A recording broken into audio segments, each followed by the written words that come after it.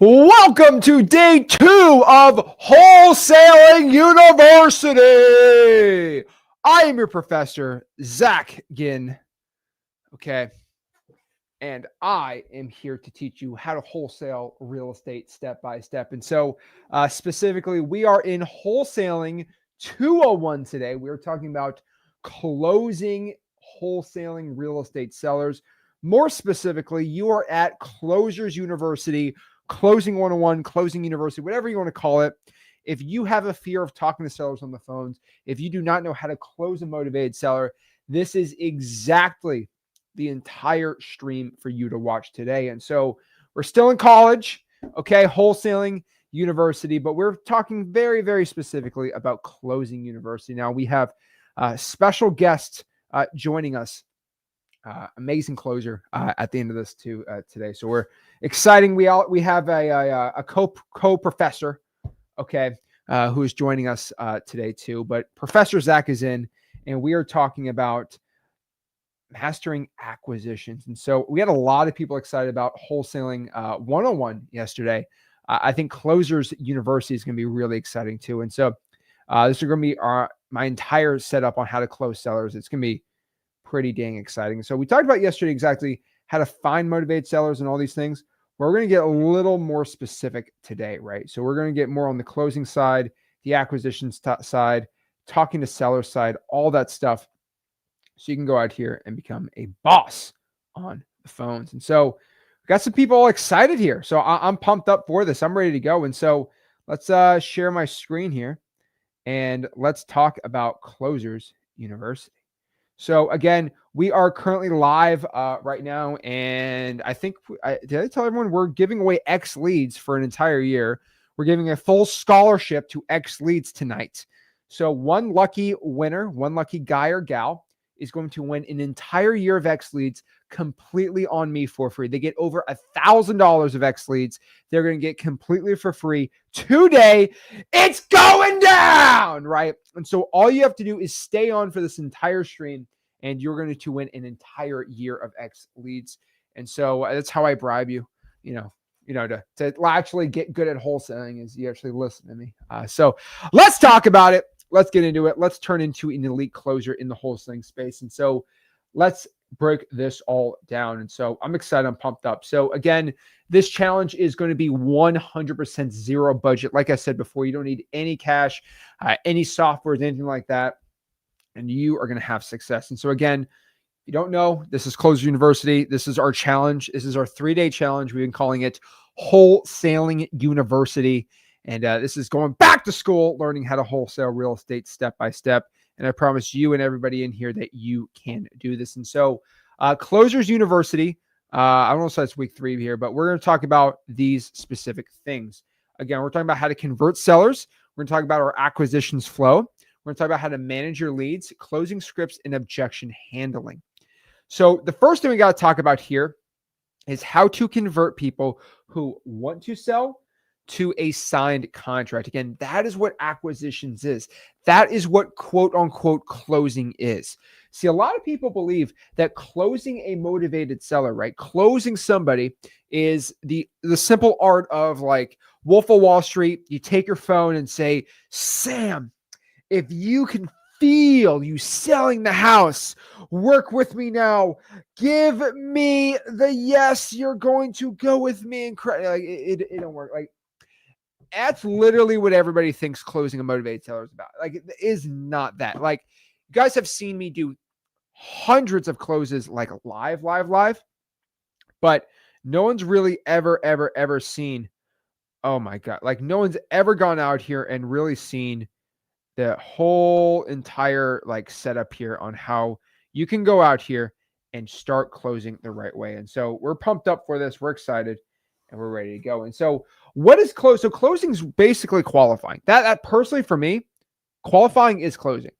So again, hey, I want to buy your house. I don't want to sell my house. So most people think closers are just like, well, actually, let me tell you some secret words that make you actually want to sell your house. That's not what closing is. Everyone thinks closing is, I want to sell my house. Well, I'll give you an offer. I'm interested in an offer. This is my offer. That's a little high. Well, could you do this price? Sure. Boom, that's closing. So closing is 90% just qualifying. So it's just making sure that the person's actually ready for a cash offer. See, the point here is most wholesalers, okay, do not want to sell their house. And I actively do something crazy. This is what I do for my closing. I actively tell people I'm not the right fit for them. You probably shouldn't even go with me. That is how I that's how I'm one of the best closers ever, right? According to I Speed the Lead, a lot of people I Speed the Lead believe I am one of the best closers on PPL. That they've said it live, not me. And the reason why they think I'm one of the best closers on PPL is not because I do a lot of PPL. It's clearly because of one thing. I'm good at talking to a seller, right? I'm good at building rapport. I'm good at building a connection with somebody, which we're going to talk about today. And I'm good at just making an offer. Simple as that. And that's essentially what I'm teaching today. My entire system of how I can talk to a seller, basically become best friends with them after 5-10 minutes. Obviously, it's hard to do over the phone, right? Like the seller can't see my sexy face, and so they don't instantly fall in love with me. So I have to use my actual skills, building rapport with a motivated seller. But the whole point here is you build a connection with somebody, right? But how do you build a connection with someone, right? You build a connection with somebody by talking about common interests. That is the main part about keeping it real with someone. So a lot of people are like, Zach, you're technically wrong. It's not keeping a common interest. It is. So for example, if this person's a family person, you want to talk about how you're a family person. If this person is a trustworthy person, you want to talk about how you're a trustworthy person. It's fundamental, like building blocks of trust. And then you get into sports teams and all that crap. So the point here is to learn how to close somebody. It's just converting someone from wanting to sell to a signed contract. That is what closing is. Hey, I want to sell my property. Okay. Hey, I want to sell. Okay, well, let's sign a contract and let's go give you a cash offer. Simple as that. And so let's break it all down. Let's get into it, and let's get into closing university. And so first and foremost, I want to say this again. I'm going to say it from the rooftops. We do not force a sale. You are not selling anything. You're writing a contract to buy the house. Okay? It's qualifying more than anybody thinks.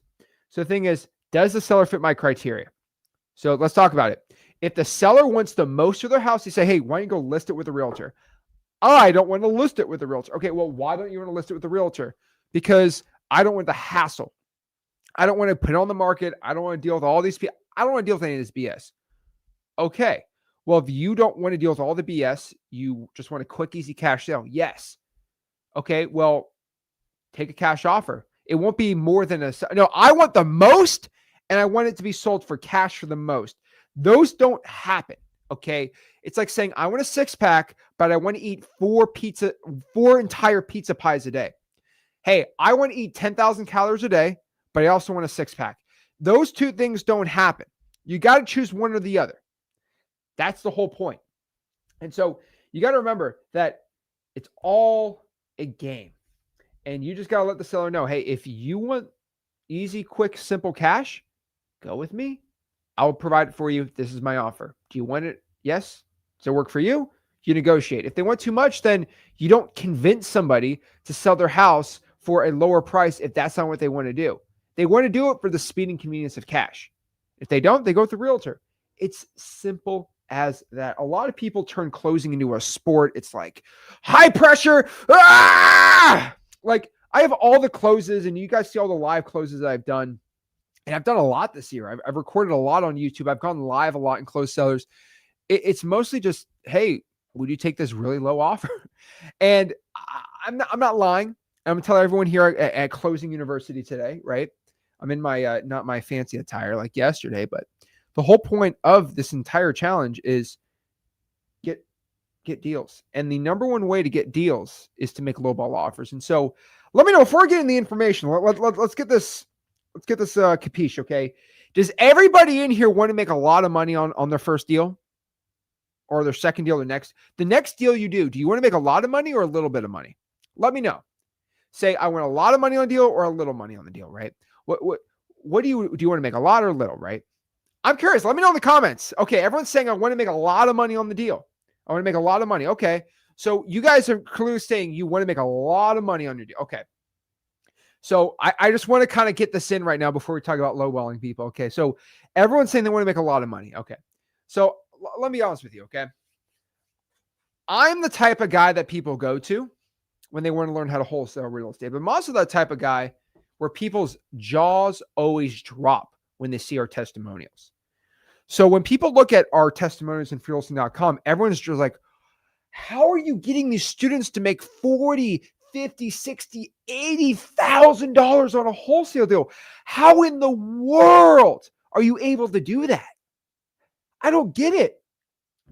And my answer is really clear. This is what Closers University today is about. The reason why I can go out here and make all this dang money in wholesaling real estate is because I am good at two things. Three things technically, but two. Number one, I'm good at finding motivated sellers. And number two, I'm good at lowballing people. That is what we're talking about today. So yesterday, we're talking about producing leads, right? If you call, text, but you'll get leads. Now we got to talk about lowballing people. Now, the art of my whole entire acquisitions 101 for beginners today, right? The entire art of what I'm teaching you today is me being an elite closer is because I'm good at one thing. I'm good at giving a lowball offer without somebody being offended by it. That is it. Got to remember, you will present a lowball offer, and if someone's going to be offended, they're just going to say, F you, get out of my house, or I don't want to deal with you, or they just click end the phone call. That is exactly, okay, what you're going to get, all right? And so the point is, if you can give a lowball offer without anybody being mad at you, and they actually will counter lowball offer, that is where we win. So this concept is what I call the Oreo concept, okay? Now, Zach, how in the world do you make $60,000? Like, so I showed that $60,000 double close it in Chicago. How do you make 60 grand on a deal? Well, first and foremost, that was a JV deal, right? But what was really cool about it was I can just lowball people like crazy, no problem. And so how do I make all this money on wholesale deals? Let me just share. So I call this the Oreo method. So we're talking about lowballing. Zach, I don't want to lowball. Well, you don't know how to lowball. But this is how I always do it, right? Let's say that you're a dad, okay? You're a dad. Your name's Zach and you're a father. Okay, I have no kids, but let's say you're a dad and you have this little kid. This is your kid. He's like 6 years old. He's got big legs. I don't know why. And he is like a little kid. Let's call him Timmy, okay? Timmy is going to bed, and before he goes to bed, he wants a dessert. He wants these nice, beautiful case of Oreos. Okay, these are all Oreos. I love Oreos, by the way, right? It's like Oreo, right? These are all little Oreos, okay? And before bed, Timmy goes into negotiations with me. Okay, this is me. Okay. By the way, Timmy is 4 years old, okay? Now, this is so funny, but people tell me, Zach, you should never split the difference. Splitting the difference and negotiating is a bad idea. You should never negotiate like all. So let me just tell you how this works, okay? So if Timmy says, Dad, can I have 6 Oreos for dinner before bed? And I say, no, son, you can have 2. Meet me at the middle. We'll have 4 Oreos. That's a negotiation, right? Makes a lot of sense, right? And so you might be like, I split the difference. I won. See, a lot of people think when you split the difference, nobody wants, like nobody wins. No. Splitting the difference is one of the most insane ways to make a lot of money wholesaling. See, nobody talks about this. They say, don't ever split the difference. Let me tell you the truth. If Timmy comes out here and does that, right, it's kind of a win-win, right? I win, Timmy wins, right? No one really wins in that situation, right? But if Timmy says this, Dad, I want 6,000 Oreos tonight for dinner. And I say, no, son, 2 Oreos. But then Timmy says, well, how about we just split the difference? And I say, that makes a lot of sense. You want what you want, I want. Why don't we just split it down the half? Sure, Timmy, you get 3,000 Oreos for dinner tonight. Did Timmy win the negotiations or did he not win the negotiations? Does anybody know? Timmy won that negotiation. See, everyone says don't ever split the difference. No. If your offer is so insane, if you split the difference of your insane offer, you still make a ton of money, right? So a lot of people like always say, Zach, why do you lowball? Why do you tell people split the difference? That's so dumb. Well, if a property is worth, let's say, $100,000, okay, that's the MAO, right? And the seller says, I want to sell you the deal for 80K. And I say, okay, well, how about I buy the property for 40,000, right? We split the difference, 60K, right? I make $40,000 in profit, right? That's the whole point. If I offered you lower, I'd make more money splitting the difference. See, most people want to do what the logical step, okay? That is the whole point, all right? So you got to think, oh my God, 40K is so low. 40K is not what you lock it up for. But if you can present the lowball offer, you are going to win. That is the whole point of this entire closing thing we're talking about tonight, all right? That is how you win. That's how you go out here and get. So you got to remember, lowball over. So the reason why I can go make $100K on a wholesale deal, I can make $80,000 on a wholesale. That's why you guys will post, hey, quick, $42,000. Nobody else in the wholesaling game is doing $40,000 wholesaling deals. You know why? Because we lowball in this house. This is lowball university. I should call it lowball university. Okay. The reason we make a lot of money is because we know how to lowball, but we also know how to do it in a way where nobody gets offended. So that is what we're talking about today at Closers University. Okay. We're excited about it. We're ready. Got some school spirit. Let's break this down.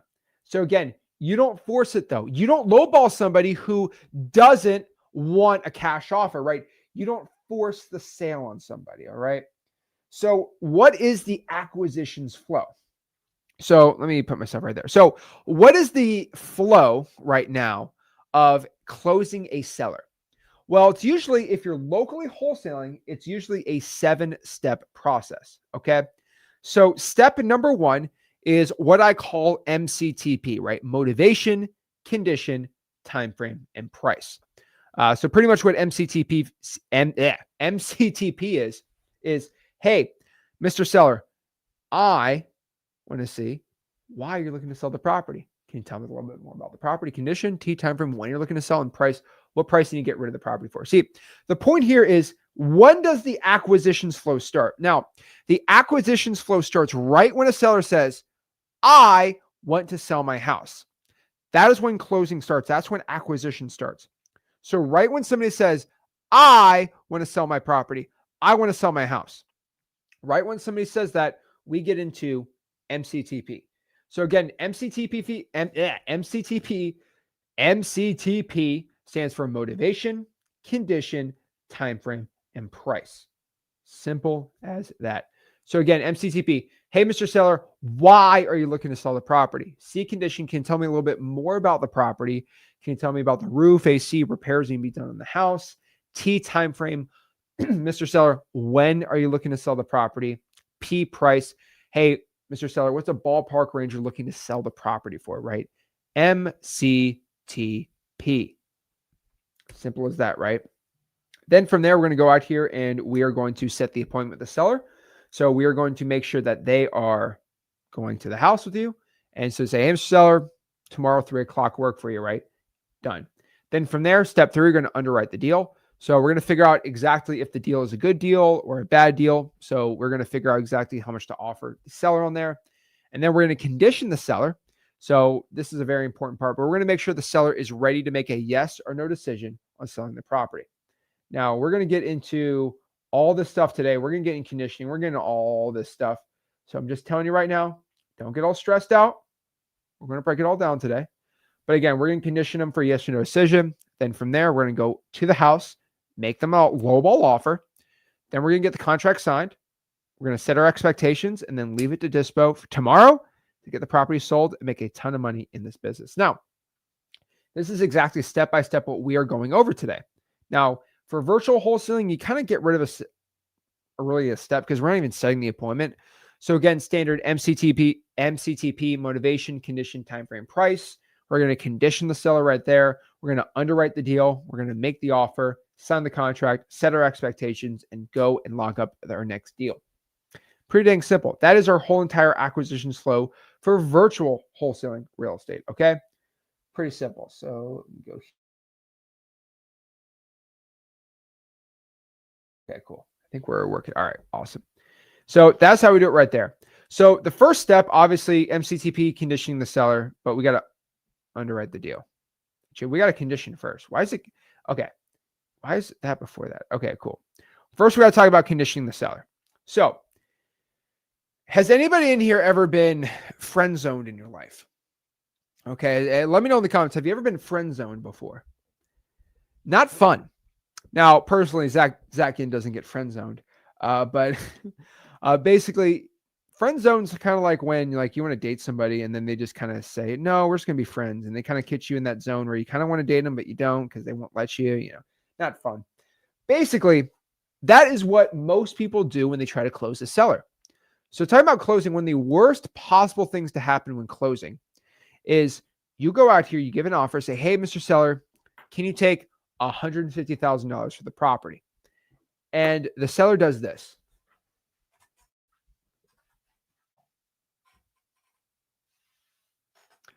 I'll think about it.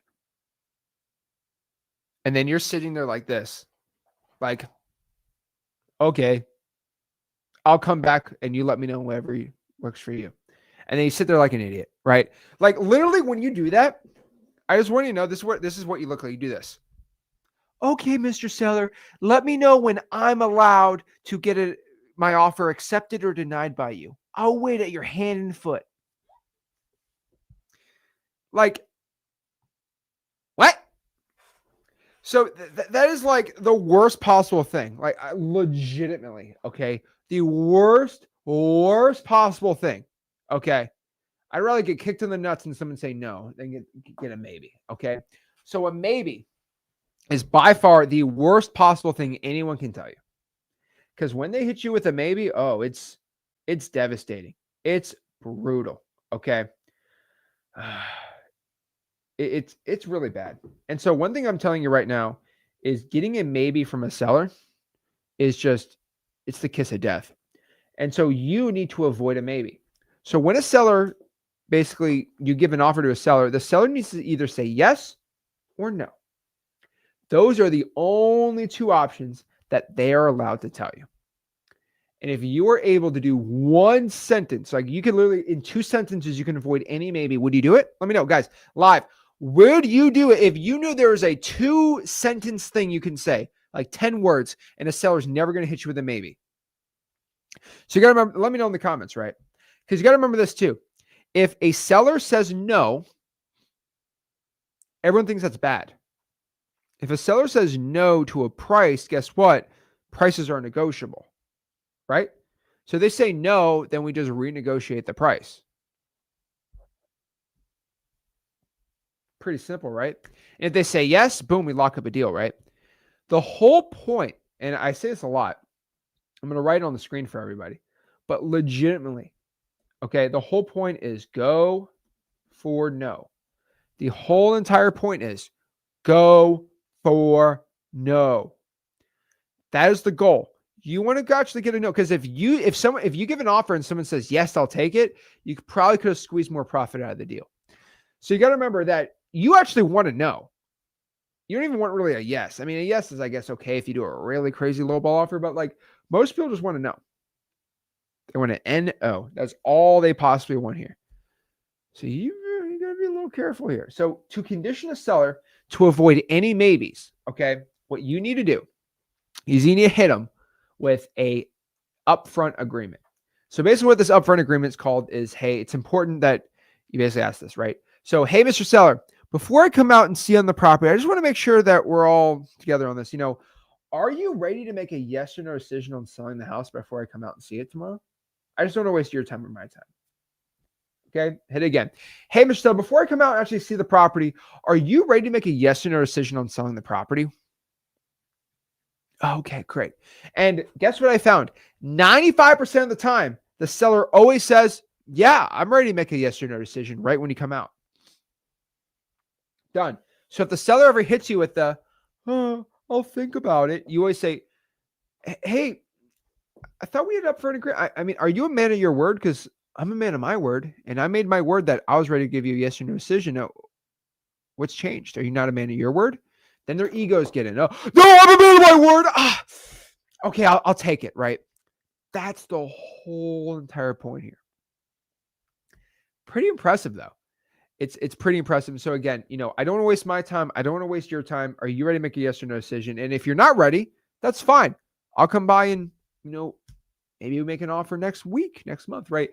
And you got to remember this. You're going to get a lot of maybes from people who say, I can't make a decision right because of my wife. My wife has to be here with me. Oh, okay. Well, if you can't make a decision because your wife's not going to be here today, how about I just come by tomorrow when your wife's there? Oh, yeah, that's fine. It eliminates all the dang issues with closing. So I'm telling you, just go get an upfront agreement. That is by far the best thing you can be possibly doing. Drives me crazy. And so I'm telling you, it works really dang well. And so again, let's practice one more time. Okay. So right before you give an offer or, before you meet them at the property, if you're doing this virtually. So, hey, Marcel, before I come by the property and actually see it tomorrow, I'll just make sure, so I don't waste your time or my time. Are you ready to make a yes or no decision on selling the property? Virtual wholesaling, I'd probably say, hey, Mr. Seller, but before you get into the next steps here, are you ready to make a yes or no decision on selling your property? So just don't waste my time or your time. Simple as that. That's what you do for virtual wholesaling. Capiche? Now you're not going to hit with a maybe. Now you ain't going to get friend zoned. That's pretty good. Mind blown. Okay. And so a lot of people are like, Zach, how do you still get at closing? How do you always get because they were probably going to say maybe or I'll think about it. But guess what happens? They go out here and yeah, I did say I was going to make a yes or no decision, right? Man. All right, I'll take it. Done. Simple as that, right? Sounds crazy to me. So that's how you go out here and close the right way. So again, but Zach, I need it to be perfectly done. I need to underwrite my deal. I need to get everything right. So, okay. So next part we have to do is we have to underwrite our deal. Now, I'll be honest with you. This is like Wholesaling University. This is not like a 16,000-hour course on how to wholesale real estate. Underwriting the deal is pretty simple. Underwriting the deal is figuring out exactly where you need to be at for your offer. Now, I wish I could tell you that there's a perfect calculation to let you know how much a property's worth. It's really not. So let me expose how much a property is worth or how much a real estate wholesaling deal is worth. So to expose this, I got to show this part. Well, let's go over the math really quick, okay? So right here, quick math. Just showing it right here. There we go. So if you have a property and it's 123 Main Street, right? It's a 4-bed, 2-bath, and it's 1,210 square feet.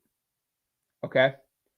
Now, what you are going to do here is if you have that said property, what people usually do is they look for comparables. Comparables are also called comps. And what you're going to do is you're going to look for other sold houses in the area. So you're going to look for other sold 4-bedroom, 2 baths that are roughly around that square feet. And you look for comps. The best way to describe this is let's do a 2005 Honda Accord with 150,000 miles. Now, does anybody in here know how much a 2005 Honda Accord with 150,000 miles is worth? Can anybody raise their hand and instantly know exactly what it's worth? Anybody in here know? No, you don't? That's what I thought. What you do is you just go on the internet, you search 2005 Honda Accord, right?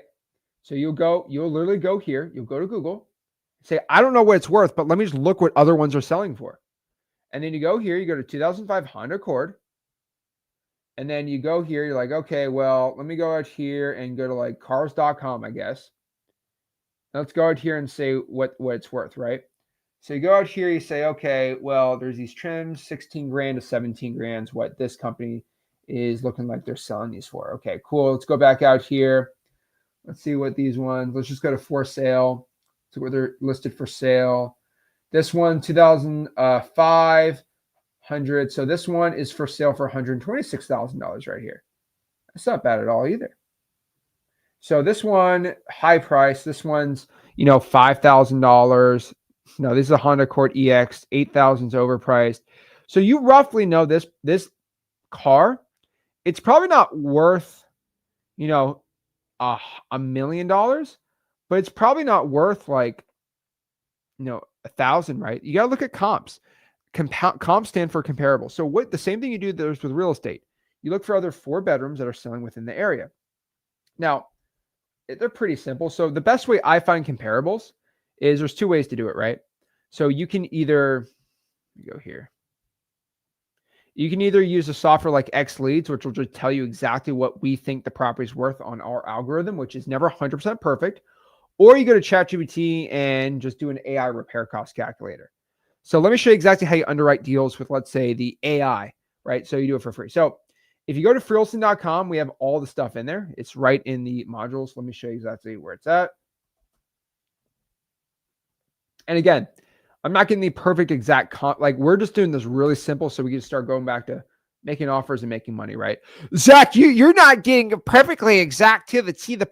Guys, we could spend 60 hours trying to get the perfect comps for a property. I just don't think it's worth it because we're just going to lowball people either way, right? So if you go here, you go inside of freeholston.com, right? And you'll go to Classroom. All right, let's go to Classroom really quick. All right. Go to Classroom right here. And if you go to ARV, you'll know exactly right here what the ARV, the offers, and all this stuff are. Boom, done. And you'll get our little AI set up right here. So let me show you really quick what it looks like.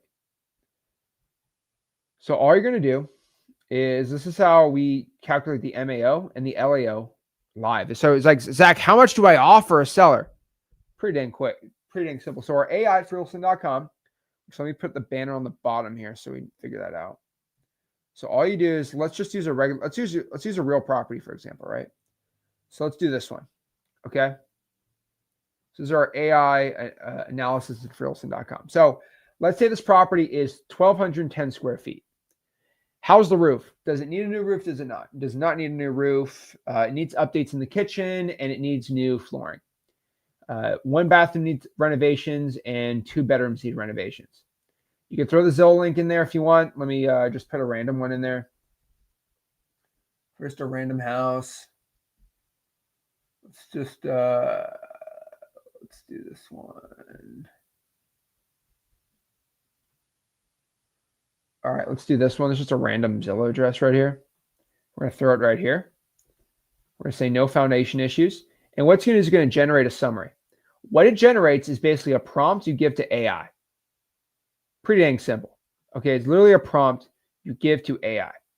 Then from there, you're going to copy the prompt and you're going to send it to ChatGPT. You literally press the send to ChatGPT button and it's literally just going to open up ChatGPT for you. And so you can just copy that prompt and give it to ChatGPT. So let me show you what the prompt says. So go here. All righty, we're going to go paste it. And we're going to right here. And it's going to say, give me exact repair cost summary right here. So it's going to go out here. The AI is going to give you a repair cost on this. It's going to say $52,000 is the repairs. Perfect. Okay, well, AI just told me that. So now I'm going to go out here and go back right here. And I'm going to go my MAO calculator. So what's the ARV? So the ARV is going to be what you think it's worth on its best condition. So Zillow says the ARV is 229. Just do the Zillow value if you want to get like crazy, but you can do comps if you want.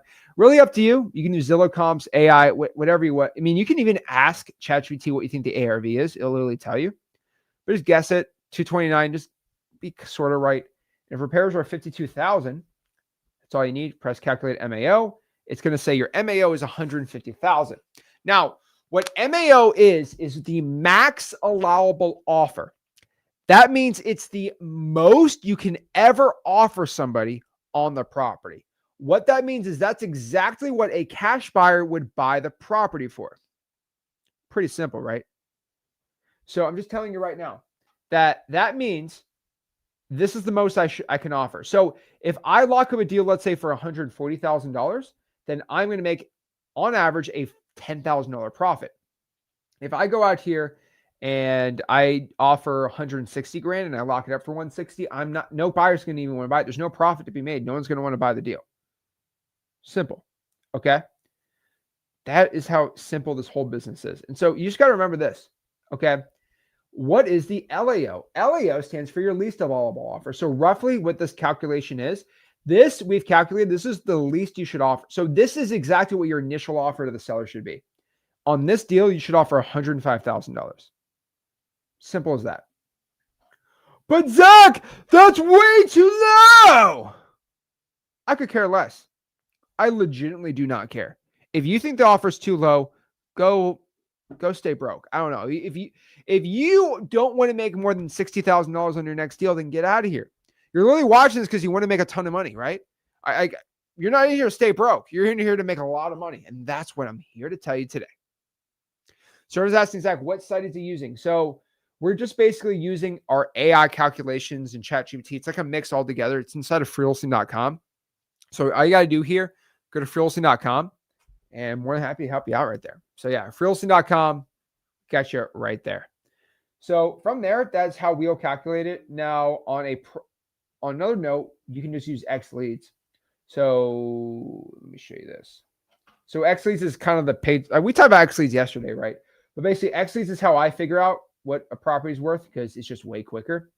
So unfortunately, on states like Texas and non-disclosure states, let me actually tell you what non-disclosure states are. So currently in the states of, let's pop them up.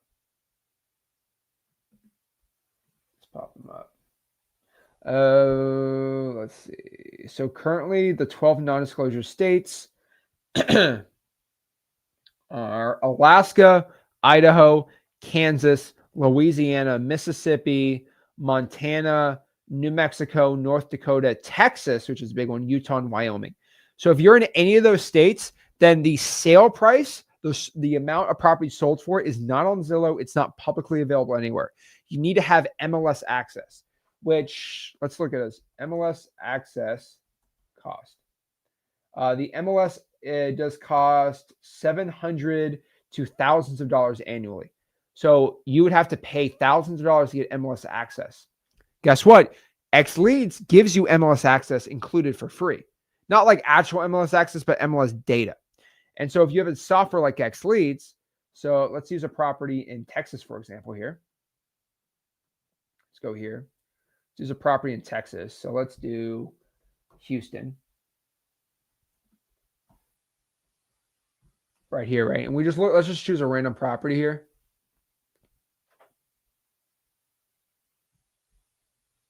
Like this property right here.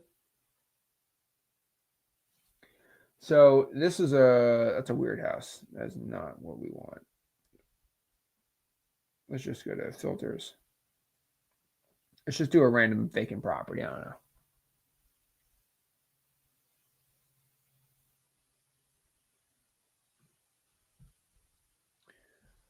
All righty, let's do, here's a random property right here, right? Okay, cool. So what I do with X Leads is if I have a property like this, if I have the Pro or the X plan, all I do is I just press Analyze Property, and the AI is going to tell me exactly what the MAO is. It does all the calculations for me. So again, I would get the Pro or the X plan if that's what you want to do. But literally the Deal Ninja AI is going to analyze the whole property and tell us exactly where we got to be at on the deal. Now for our basic users, we give a wholesale value. It's roughly where you kind of should be. But again, it gives you a suggested offer and it tells you exactly what is right from the software. But if you're like, Zach, I want to look at the comps, I want to look at the numbers, I want to look at all this stuff. So all you got to do is just going to press comparables right here and we'll start comping the property. So again, this specific property here in Texas, let me look at it. It is a 3-bedroom, 1-bath. So it's 1,240 square feet. So what's going to do is look at other, we could say, okay, I want to look at other 3-1s. Okay, I want to look at other 3-1s. So 3-1s only. I only want to look at other 3-1s, which we probably shouldn't do, but so now these are other 3-1s within the square feet and sold in the past 6 months. Then you can kind of look, okay, so let's look at here. Okay. This property's good, this property's not. We can kind of go through all this stuff. The cool part is X Leads doesn't go do general like, oh, this is MLS nationwide. No, it actually has deals in every MLS in the country, which is kind of insane. X Leads has. So this will do the Houston Association of Realtors. You get the data straight from the Houston Association of Realtors, their MLS system, which is crazy. And so you're going to be able to go through all the data right here, know exactly how much the deal is worth. And it's pretty sick. So what you do is say, okay, that's a good comp. That's a bad comp. That one's similar square footage like that one. That one's good. I don't like that one. And so we calculate those 3 comps, our average price per, wait, that's way too high. Hold on.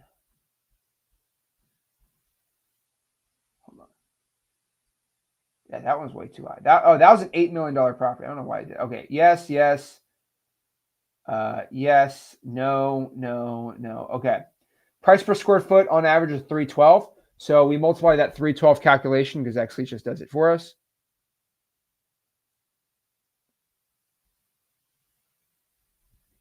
That is going to be 1,240 multiplied by 312, an ARV of 386,000.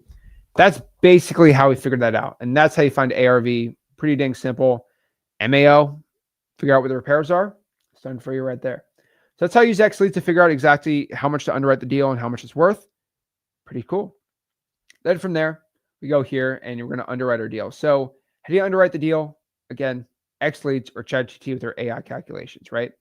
Now you might be saying, Zach, I need to perfectly go out here and calculate what the deal is worth and what the property is worth. Okay, guys, get out of here. Okay, get out of here. All right. Your offer needs to be so dang low, it doesn't matter how much you offer. That is the entire point of today. The offer needs to be so dang low, it doesn't matter. You just need to low ball. Simple as that. That's what the whole point is. Now, the real question here is, okay, Zach, well, I know how much to offer. Cool. I know to condition them. But when I get on the phone with them or I'm in person with them, what do I say? What is the perfect closing script? Right? We get asked that a lot. Oh, this one's pretty dang simple. So let's break down my closing scripts and my best closing lines. And so first and foremost, I think the most used closing line in wholesaling is what I call the standard lowball. Okay.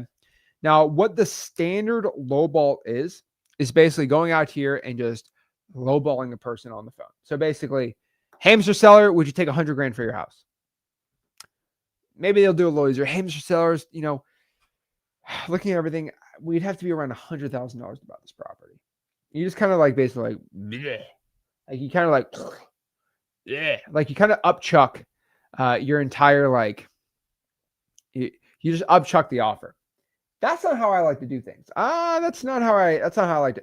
Doing that's fine, but the seller just says no. The chance of getting a really good offer is not really that good. So I'm not really a big fan of it. And the seller can get mad at you for giving a low. How dare you give me a low ball offer? And then it's like, well, I don't know what to do here, right? That's not my favorite. Now, what I think is working really good, and this is technically not what I teach, but what's really good is what we call a price anchor. Now, what a price anchor is basically you kind of throw an offer out like an anchor and you hope that it goes low, and you pitch such a lowball offer that if they negotiate back, that it's actually a good deal for you. That's not bad. Hey, I have no problem with a price anchor. Now, the thing about a price anchor, which I'm not a big fan of, is you get blamed for making the lowball offer. See, I like giving lowball offers and them not being offended by it. Price anchor, they'll get offended at you and get offended by the offer. That's your biggest issue. And so let's kind of go over some numbers here. So a price anchor is basically like, hey, Mr. Seller, in the ideal world, I would want to buy this property for around $100,000. And you see what they say. Half the time they say, I don't know about that. And then they just kind of, and then, or they say, that's way too low. Get out of here. I'm going out here. I'm grabbing a hammer. I'm going to hit you with it unless you get out of this house right now. Woo! It's not good. Not good at all. And so you have a choice. Either Sheila's going to hit you with the hammer or you get out of that house because she's mad at you. And then you say with your slick little salesman thing, no, hey, I said that was the ideal world. Of course I don't want to bite at that. Just pitching it. I mean, what works for you? Sheila still got the hammer and she's going to hit you with it. All right. She's still very, very mad at you. So I have encountered this, and that's why I'm not a big fan of the price anchor, because the person attached that offer with you. So what I'd like to do is I devise this. I call it the reverse price anchor. Okay. So you are doing a price anchor, but the anchor is on somebody else. You blame somebody else for the anchor and not you specifically. Okay. So the way I like to do things is I like to just use a partner.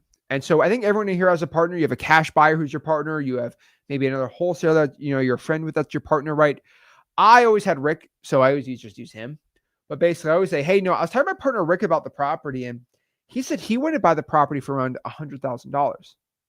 Then from there, you always get the, oh my gosh, how dare you get out of my house? Sheila, she grabs the hammer, and you say, whoa, hey, Bob the Builder over here, chill out. That's Rick. He's crazy. He is nuts. He wants to buy a property for $1. He's nuts. That's the reason why I am here to make the decisions. I'm the decision maker. That's why I'm the guy who goes out and buys properties. Because if Rick was going out here, he'd be on the receiving end of that hammer, Sheila. But that's why I am the person who's meeting at the house. Because I'm actually the reasonable one. Cuckoo. That guy's crazy, right? And then she's like, well, you weren't the guy that came up with that offer. It was him that mentioned that to you. You're just saying what he was mentioning. Okay.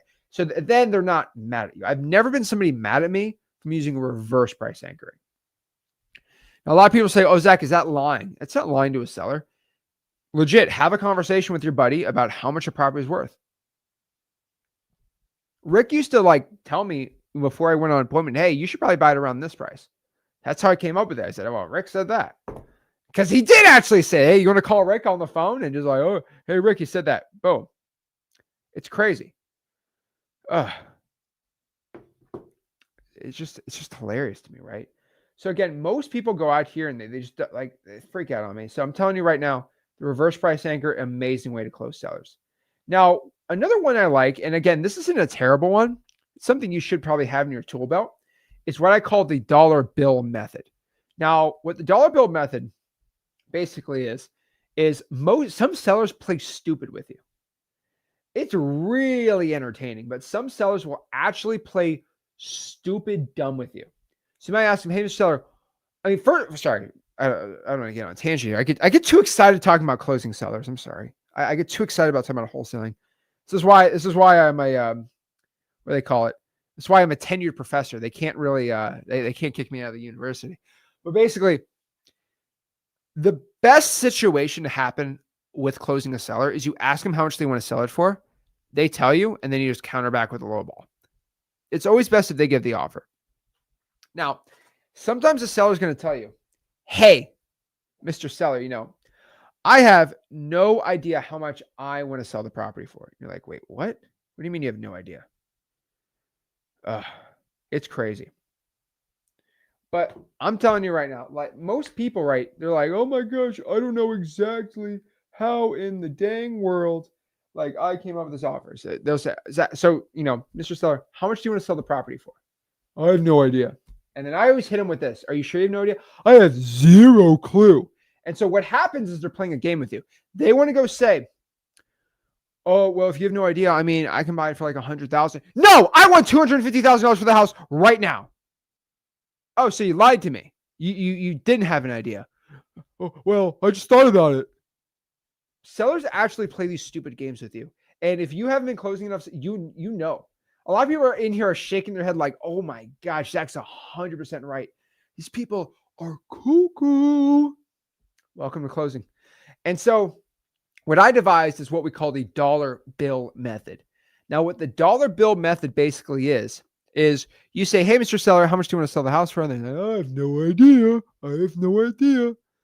And I say, okay, well, I mean, would you take $1 million for the house? And they say, of course I would. That's way too much.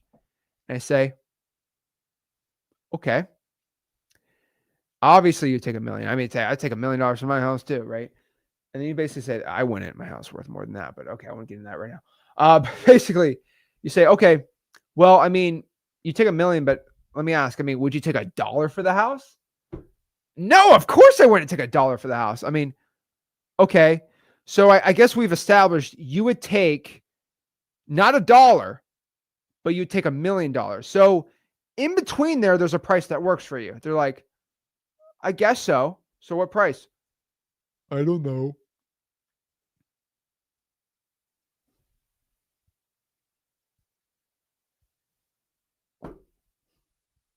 What do you mean you don't know? I don't know. Would you take $2 for the house? No. Would you take $3 for the house? No.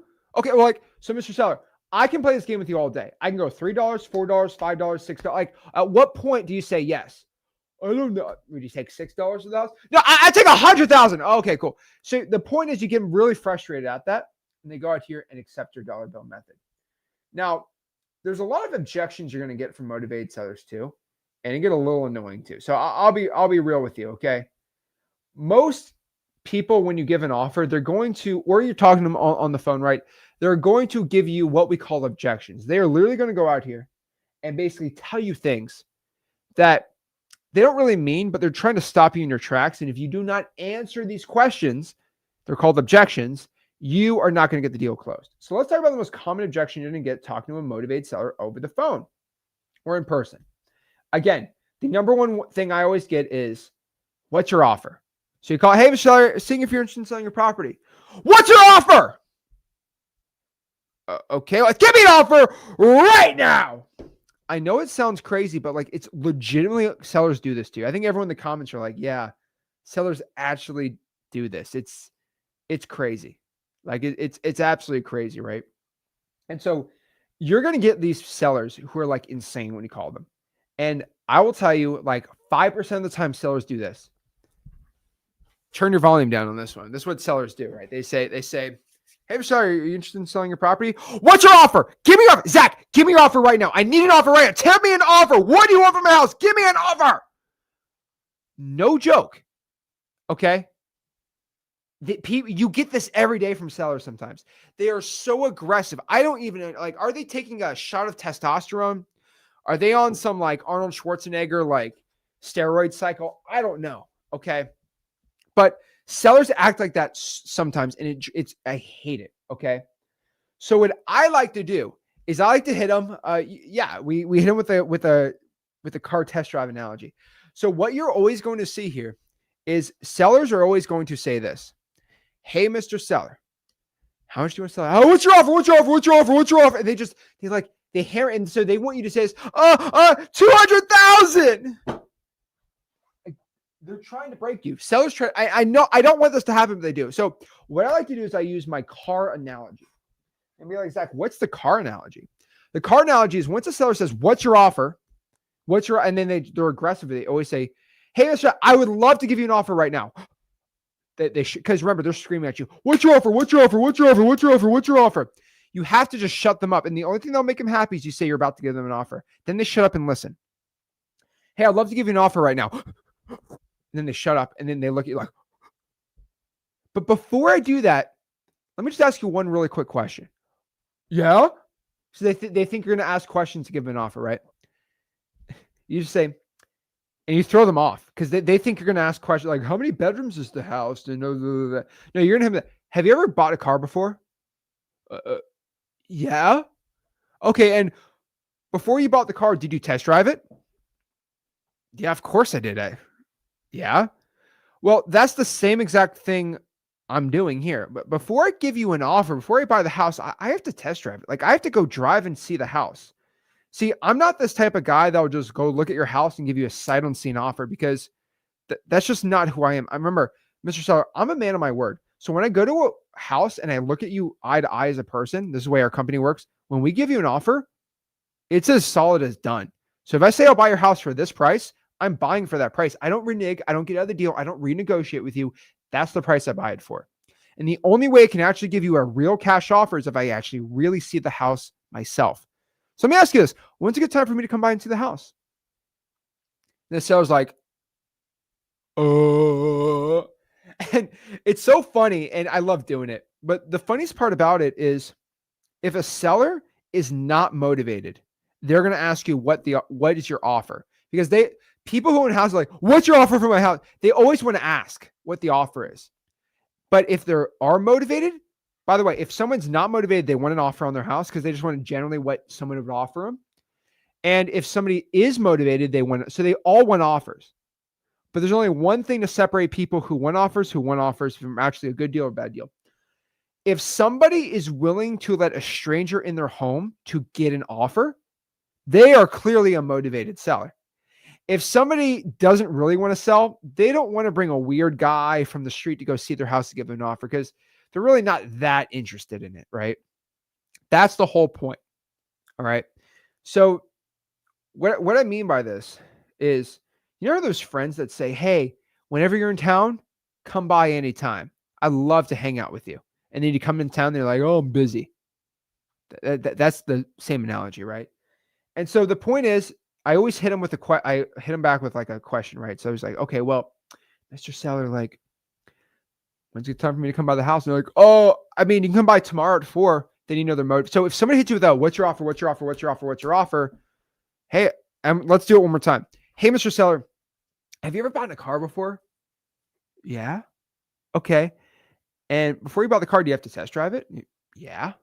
That's what I got to do. Like before I go give you an actual offer on your property, I need to test drive the house, right? See, when I give an offer to somebody, I'm a man of my word. My offer is as good as done. So when I see the house, I make an offer. That's my offer. I don't want to renege on the deal. I don't want to renegotiate on this. I don't want to give you an offer. I go and I change it at the last minute. That's just not who I am as a man. And that's not how our company operates. And so my question is like, what's a good time for me to come by the house and test drive it so I give you a real offer? Oh, don't come to my house. Oh, so you're not interested in it. Everyone who's not a motivated seller does not want to go by their house unless they're creepy, I guess, or lonely. But most sellers are like, yeah, come by at 4:00. I need to get this property sold. Simple as that. Easy. So that's how I always do it, right? What's your offer? What's your offer? Now, the next objection, which really gets my gears grinding, is I don't know if I want to sell my house. I don't know. So I was like, hey, seller, are you interested in selling your property? I don't know.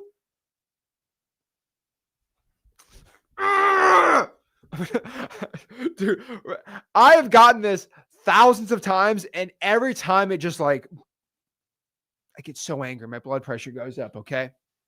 And literally the only possible way, all right, that you answer this is simple one.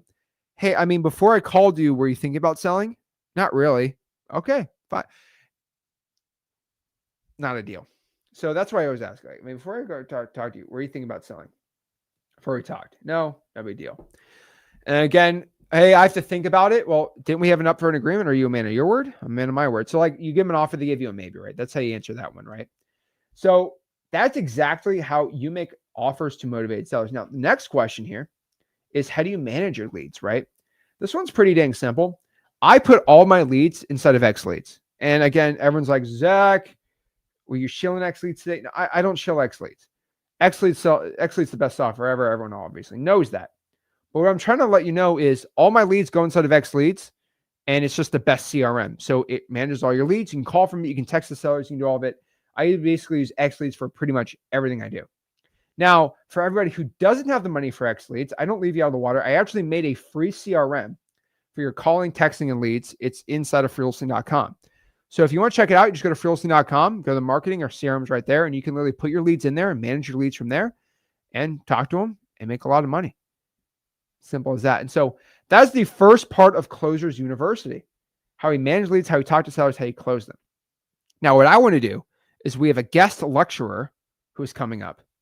This is actually a wholesaler who is my age, very young, and they are currently making over $100,000 a month. And I kid you not, and this is not me doing this like hyper, like hyping this guy up. He is one of the best closers that I know, and he's really good at talking to motivated sellers. And he is one of the coaches inside of M2M, and he is going to go teach you guys for free how to start closing. His name is Evan Hamilton. What's going on, man? What's up, man? It's good to be on here. I'm glad, man. What's up, bro? Oh, not much. Ready to drop some knowledge on everybody here. Maybe give you guys something that might help out a little bit. There we go. I'm ready to go. So first and foremost, Evan, man, tell everybody about you and who you are.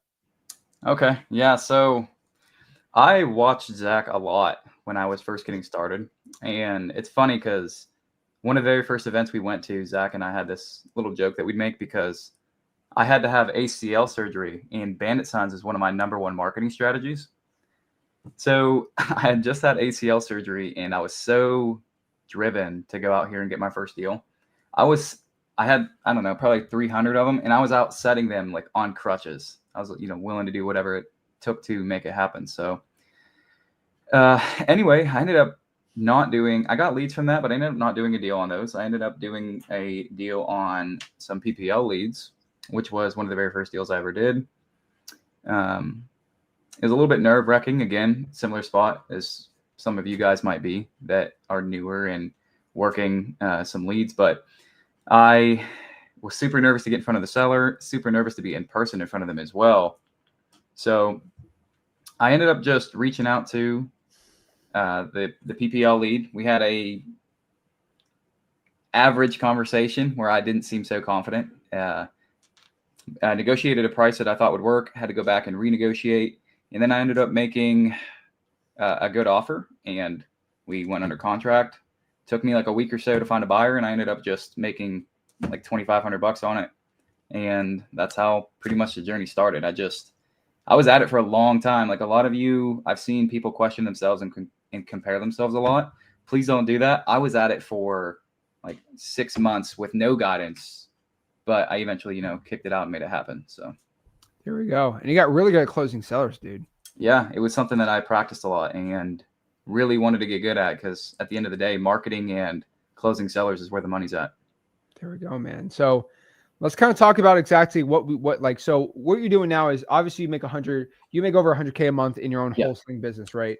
And basically you're one of the coaches in M2M. You mostly help with systems, closing sellers, and basically making everyone accountable. People can message you, right? What's your definition of M2M in your mind? I think it's, in my opinion, we all worked really hard on this. I think it's one of the best. Not only there's a ton of knowledge in there and you'll learn a lot, and just the ability to communicate with all of us, but I think that the community in there is very solid. Everyone's helping each other out. Questions are getting answered. Even if I don't get back to it, in like 5 minutes, somebody else in the community can answer the question just because they've already got that answered from us, or they are, they have experience. We have practically everything in there that you would need, videos on everything, written examples, setup. So M2M to me is just, I would go as far as to say it's probably the top wholesaling community for networking and just knowledge. So yeah, all day long, man. All day long. So, all right. So let's talk about this. Okay. So obviously everyone knows M2M is your coach there. It's pretty cool, but let's talk about closing. So obviously you've been listening to my closing system. Mm-hmm. How do you close sellers compared to how I do it? Because I know yours is a little different, right? You got your own little, lead management protocol system for it. It's a little different, but it still works. And it works for you, right? It's unique for you. So how do you close sellers? Yeah. So the ideas are all pretty much the same. There's no really set in stone way to close sellers 100% correctly. Like Zach, I might switch a little bit from Zach, but his methods still work great. And I actually integrate some of those within my own strategies, like good cop, bad, the good cop, bad cop method. I used to do the dollar one back, a lot previously. So like the way that I kind of drop the anchor a little bit, which is what Corey and I like to do a lot, is we like to condition the seller first. So the way that we do that before we even get to the offer is we kind of see what kind of price they're at. And if we already know kind of just off the gate, it's going to be a bit too high, we prep them so that when we give them the offer, they already know a lower offer is coming. So when we do our anchor, we'll look at other properties in the area real quick while we're on the phone with them, and we'll see what things are selling for. And we'll just go, a bit under what those things are selling for by quite a bit. Maybe it depends on that, the area and the ARVs. And we'll just ask them like, we see other properties in the area selling for this. I mean, what would you do if somebody offered you that? And that usually sparks, sometimes like, oh my goodness, like Zach says, that's way too low. I would never do that. I'd have to be $100,000 above that. And that's how you gauge and kind of qualify if the person's willing to work with you or not. So those are ways that, like, that's just another way that you guys can go out here and just anchor sellers. And that's how you qualify them, so that everybody who gets leads, you can rate them on a scale of like, okay, is this a hot lead? Is this a warm lead? Is this a cold lead? Because I wouldn't take somebody that is kind of a bit too high on price and call them, a hot lead. It really helps you sift through the good and bad leads. Okay. I like that little price anchor on there. And so I guess kind of going through the process that we taught today and like how you implement it, right? So like first on the underwriting, right? Yeah. So how are you underwriting your deals? Because I obviously know. I'm just trying to let people know. So as far as underwriting my deals, as the numbers go, and you obviously need to know a lot about the condition of the house there. I work through the conversation a little bit differently to get the information out of the seller. Yeah, so I personally go with why they're looking, I guess it's a little bit different, like what their plan is if they were to sell the property. Like, what's your plan after you sell the property? So I can get a gauged idea on, okay, what avenue am I going to have to go down? What kind of conversation is this going to be? So if they tell me, well, I'm actually moving out, like, okay, where are you moving to?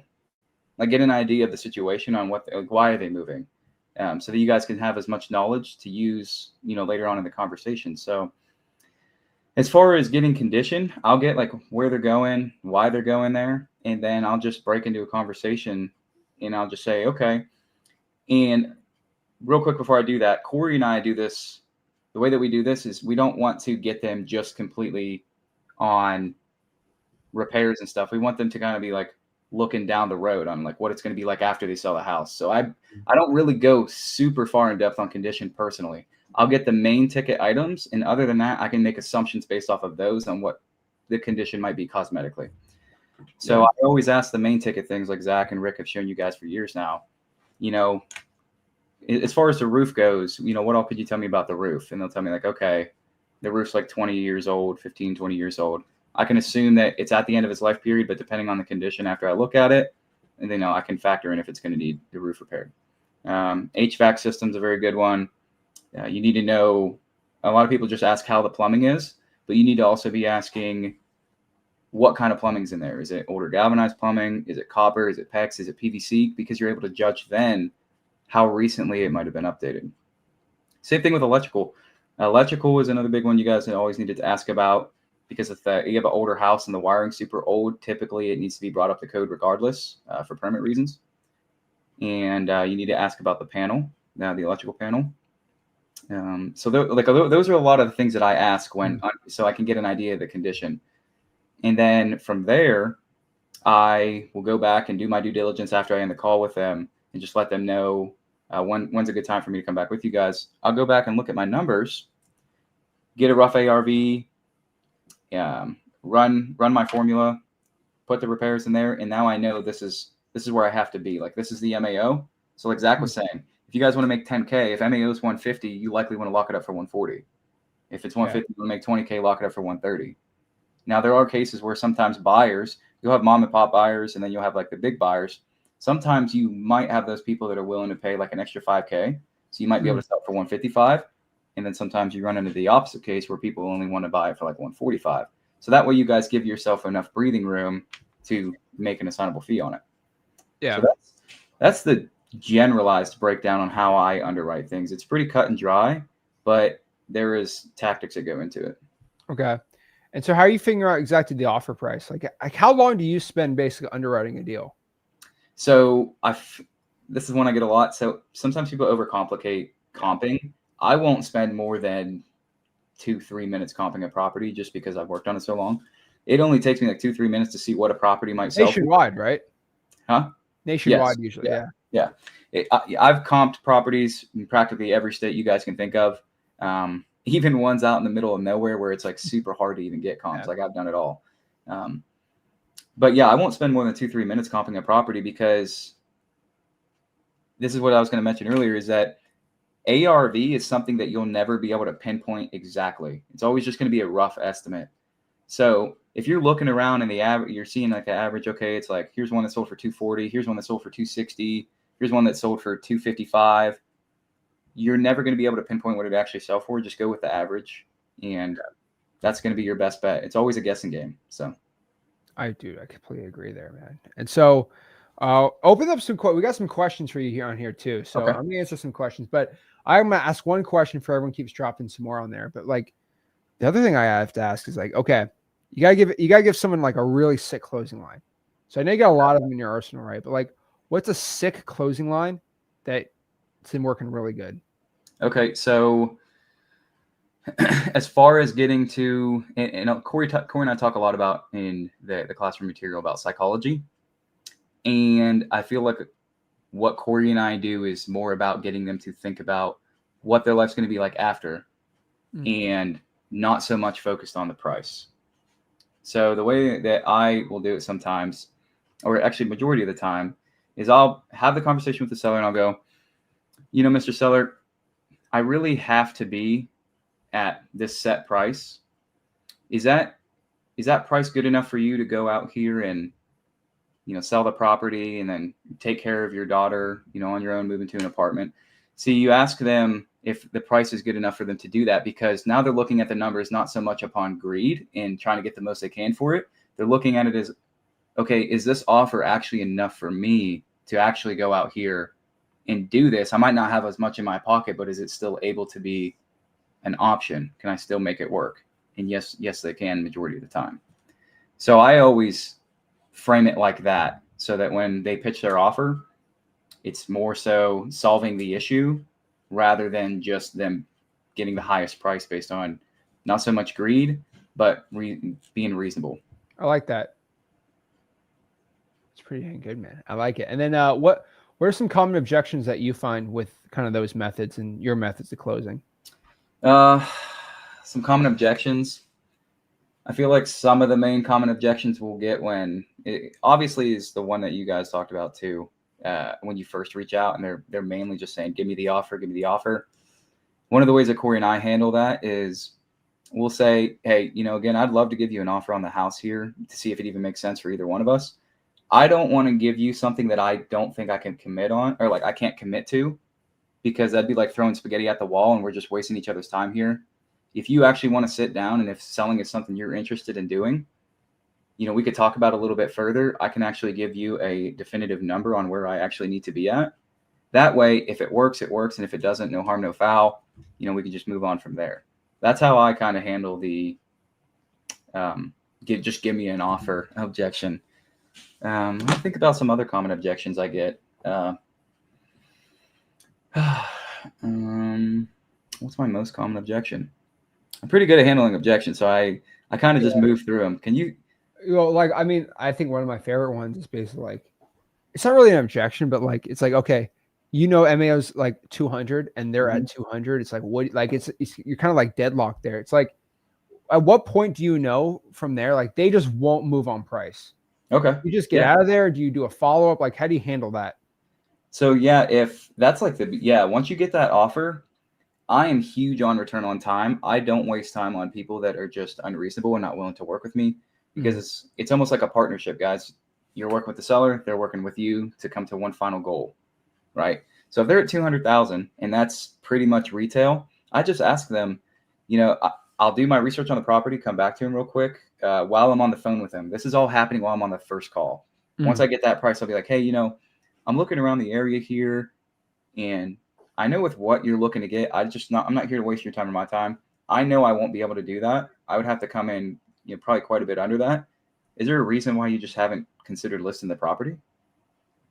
And then I go quiet, and they'll usually tell me the common things is, well, I don't want to list with a realtor. One, I don't trust realtors, and two, I don't want to pay all those extra fees, and I want to sell it within 30 days.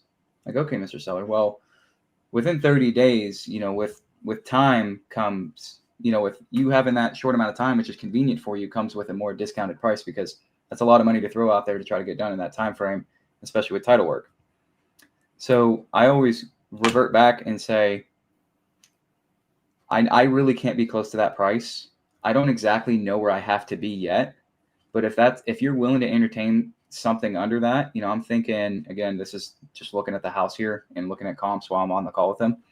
I'll probably go $20,000-$30,000 above roughly what I'm seeing stuff sell for, just to see if they're willing to work with me at all. And I'll say, I'm thinking I'd really have to be somewhere around like 140, 150. That's without even knowing too much about it. Is that something that you'd be willing to entertain?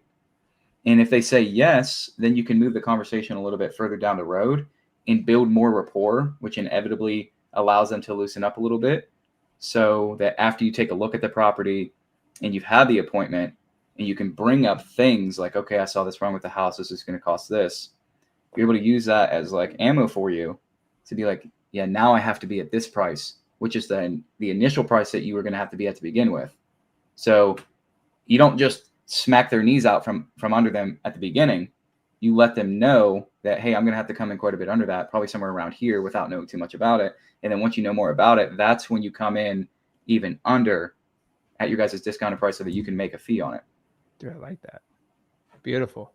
Yeah. Hey, that's an objection right there. Yeah. I mean, I guess some other objections you get right.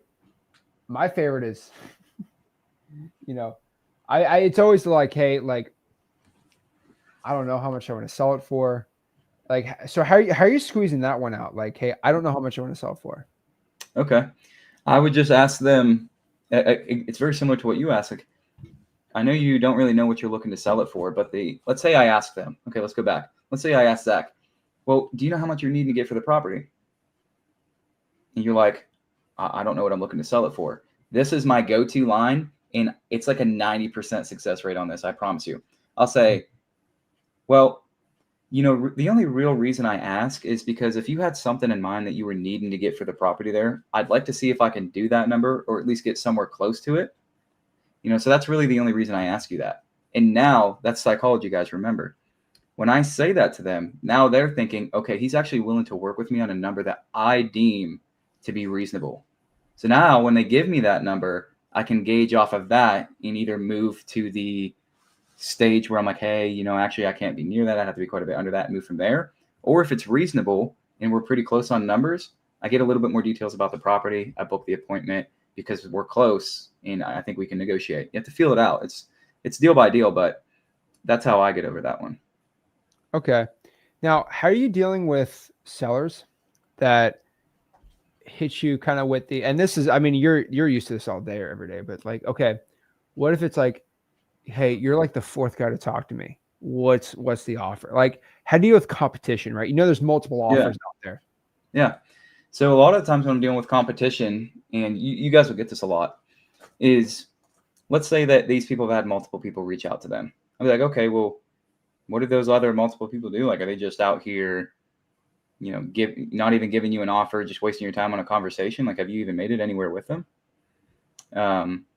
Like, are you even potentially interested in selling it? Like, if you spoke to 4 people already, I presume you would have sold it. You would have at least had a conversation to sell it already. And I will gauge their interest based on that. So somebody says, again, you're the 4th person to call me. Okay, so there's a couple ways I gauge it. So I have to like brainstorm real quick, but I pretty much ask them why they haven't moved forward with one of those other options. And then they'll break it down to me. Okay, this person ghosted me. I went into contract with this person and they backed out on me last minute. You have to get the idea on what happened and why they didn't go with those people to see if it's worth you moving forward with them at all.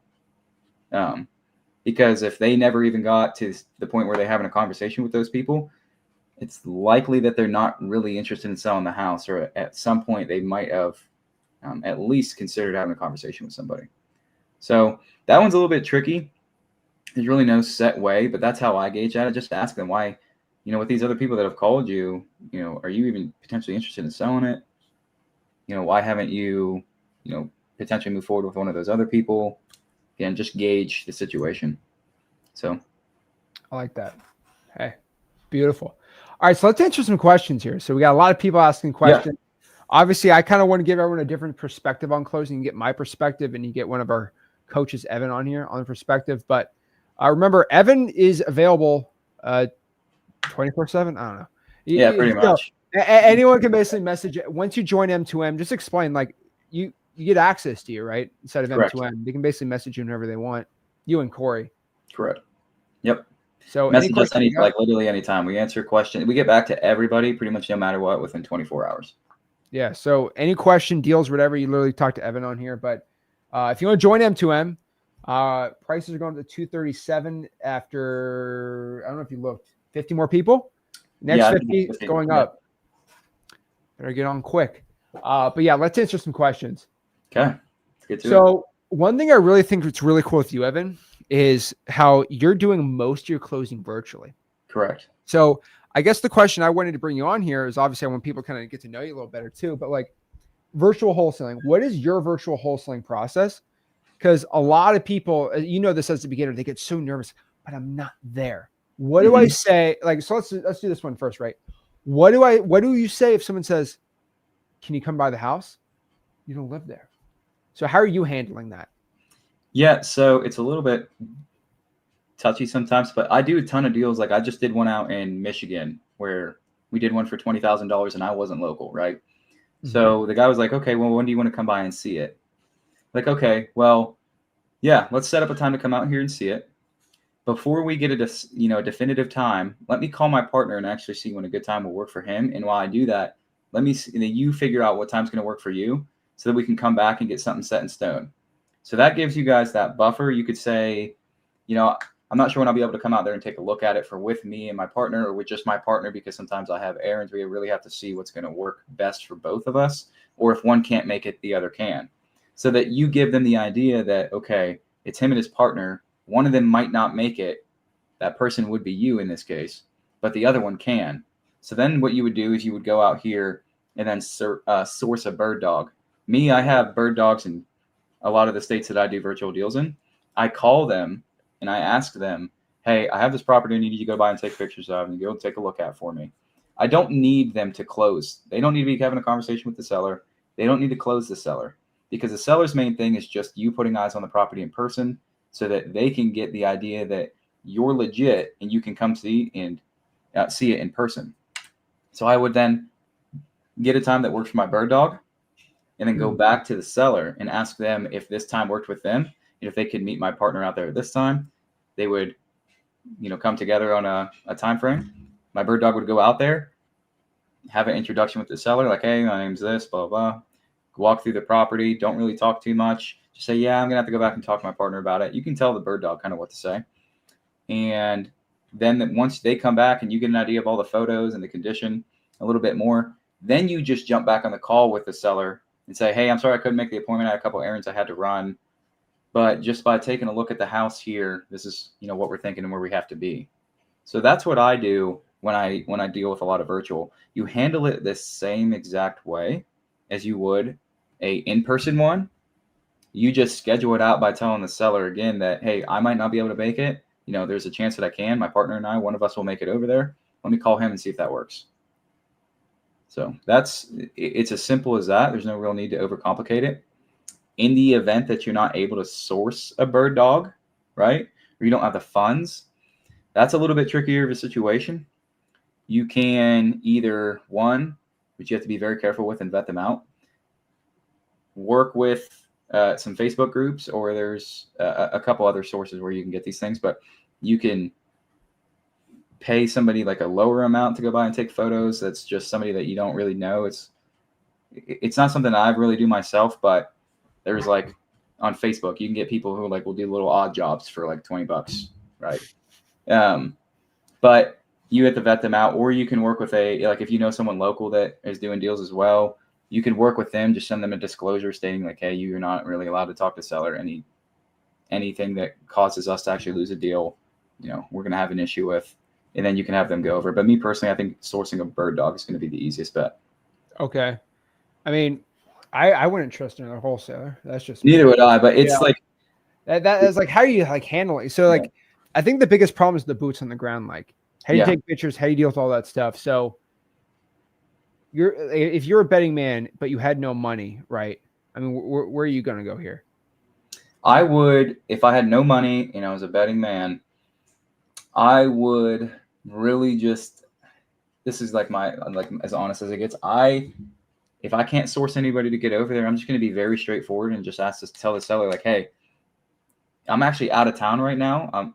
I'm due to be back here in a couple of weeks, but I'm not going to be able to make it to look at the house. Is there any way that you're able to just send me some photos of the property? Just, they don't have to be like these crazy extravagant photos, just like a picture of the outside from the front and the back, and then send me a picture of like each room, and then I'll be able to gauge, kind of what the house is like just from there. I buy a lot of houses, so I can really just take a look through photos 9 times out of 10 and just see what it roughly needs. That's what I would do, because when you don't have any money, it's hard to pay somebody to do anything unless you're going to end up just JVing the deal. Yeah, I mean, JVing, you're right there. If you had no money, I think JVing is kind of the easiest one. Yeah. But like, there's some ways to go get someone to go out here take pictures. I Yeah. agree with you. I always do like I always ask someone with an iPhone, so it's not like Yeah. potato quality Android. Yeah. But honestly, you go there, good to go. I mean, yeah, JV is a good bet, because at that point, the person's not going to try to go behind your back and just try to steal the deal to begin with. You can say, hey, if you're willing to go out here and take a look at it for me, and you can potentially just bring a buyer, then I'd have no problem just JVing it. We'll just got to get it locked up. simple as that. And so let's answer some questions here we got. So again, I think your virtual wholesaling process is really, really cool. Obviously, it's a little different than mine, but like it works just as good as mine. Yeah. Let's see here. Let's see. Anna says, how do you handle a seller asking a ridiculous number, like double the Zestimate? I just tell them, actually, this one's kind of funny because I'm pretty blunt.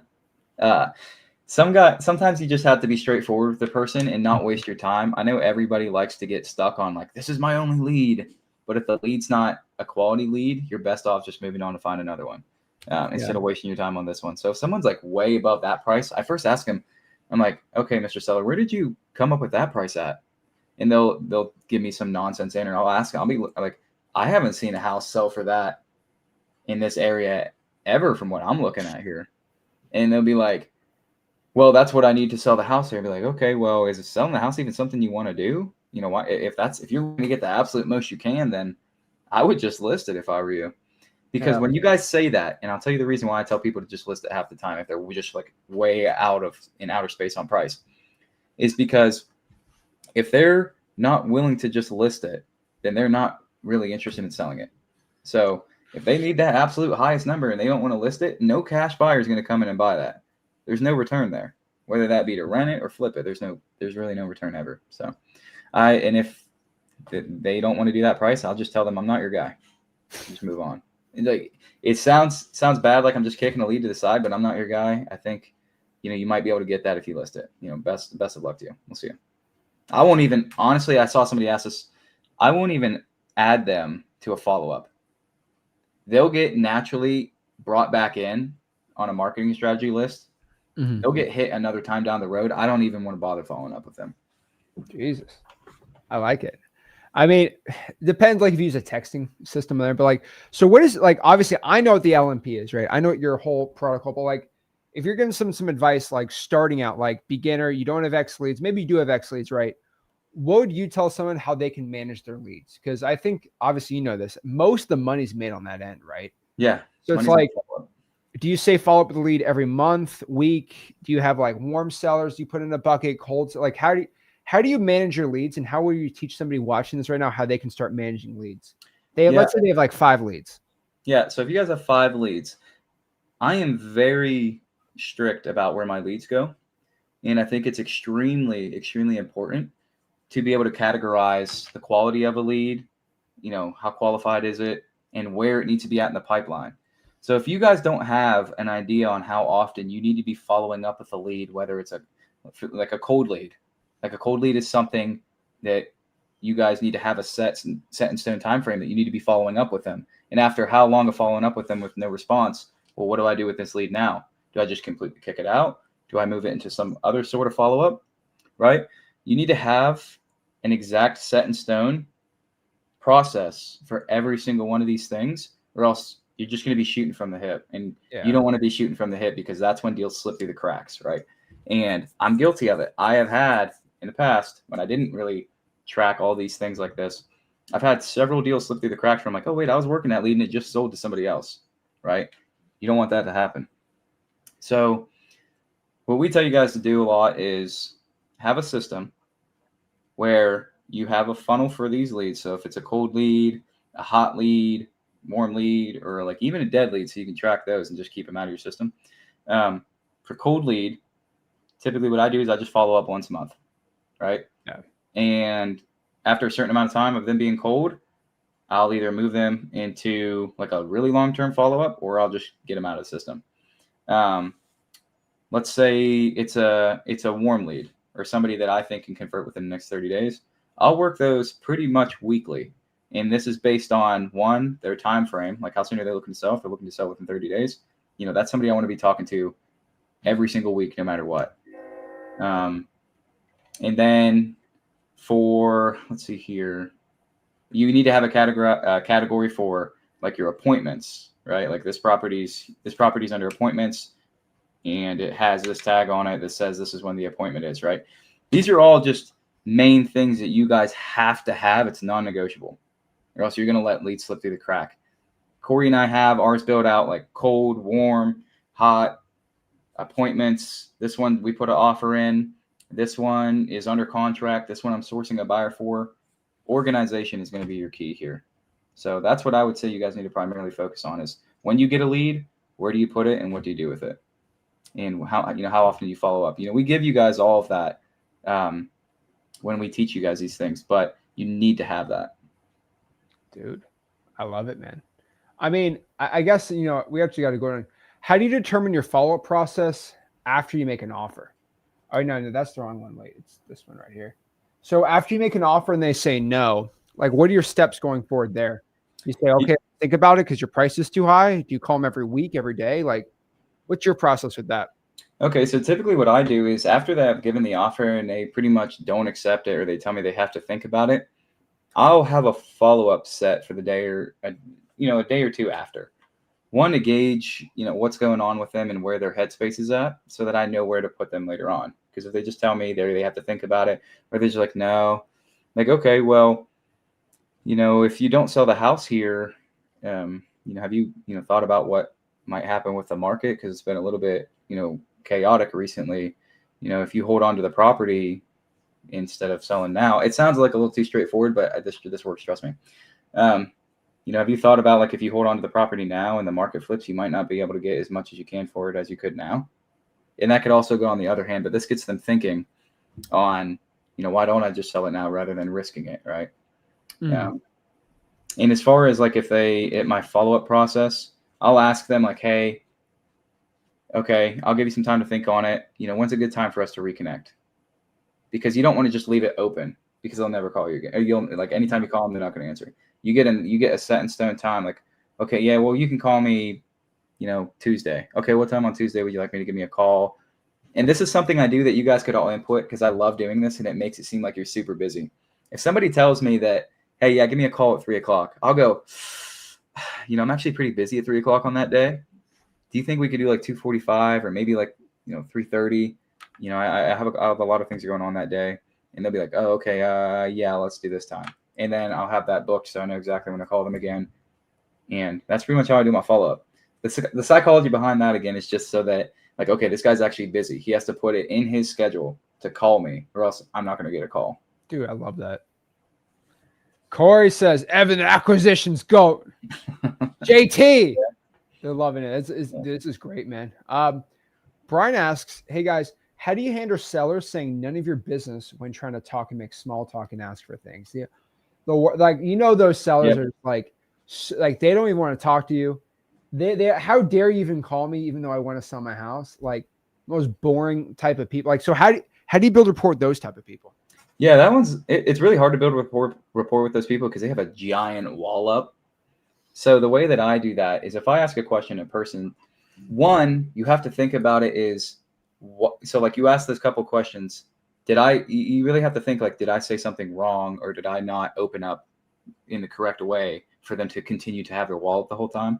But if it's pretty early on in the conversation and I say something, which it has happened, where they'll be like, that's really none of your business. I don't understand why you're asking me that. It has nothing to do with selling the house. I'll step back and say, oh, I was just kind of curious. Like, let's say you ask them about like where they're going. Like, oh, I was just kind of curious to see if you had a plan, because, some people I've worked with in the past, they just told me they were moving, but they didn't even really know what they were doing. So I was just trying to see like if you had a plan. I apologize. I didn't mean anything by it. So just step back and act like, hey, I was really just curious. I didn't mean anything by it. I was just trying to see, kind of what's going on here. There's so many different scenarios. It's hard for me to break down every single one, but just take that step back, say you were curious and you didn't mean anything by it, and then, proceed through the conversation. At that point, the seller it's really hard for you to get their wall down at that point still. You just kind of have to continue to build as much rapport as you can, even if they're like stiff arming you the whole time. Just get through the conversation. Just say, hey, I want to see if we're, able to help you out here. So let me go back to talk to my partner and see what we can do. I've had so many sellers that are just, giving me the stiff arm. Sometimes you can't change that. But if you just tell them like, hey, I'm going to see if I'm able to, help you out at all. And if I can't, I'll at least let you know what I think your best options are. Dude, they get so offended, man.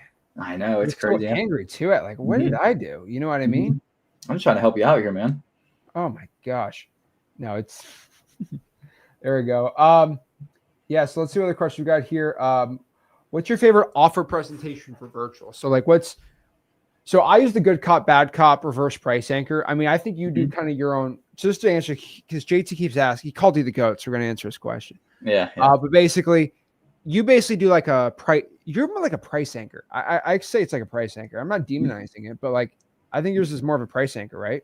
Yeah. So I'll explain to you how I get to my price. So remember guys, I pre-qualify the heck out of all my leads so that when I offer them, they already know I'm coming in low. So up front is when you need to gauge this. And that again, so that means when you give your offer, you're not just smacking their legs out from under them with a baseball bat.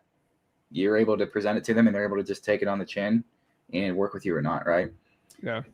But in the case where you didn't qualify up front, you just need to be very transparent and honest with them and just say, hey, Mr. Seller, my partner really wants us to be at this. I know it's a bit lower than what you were expecting.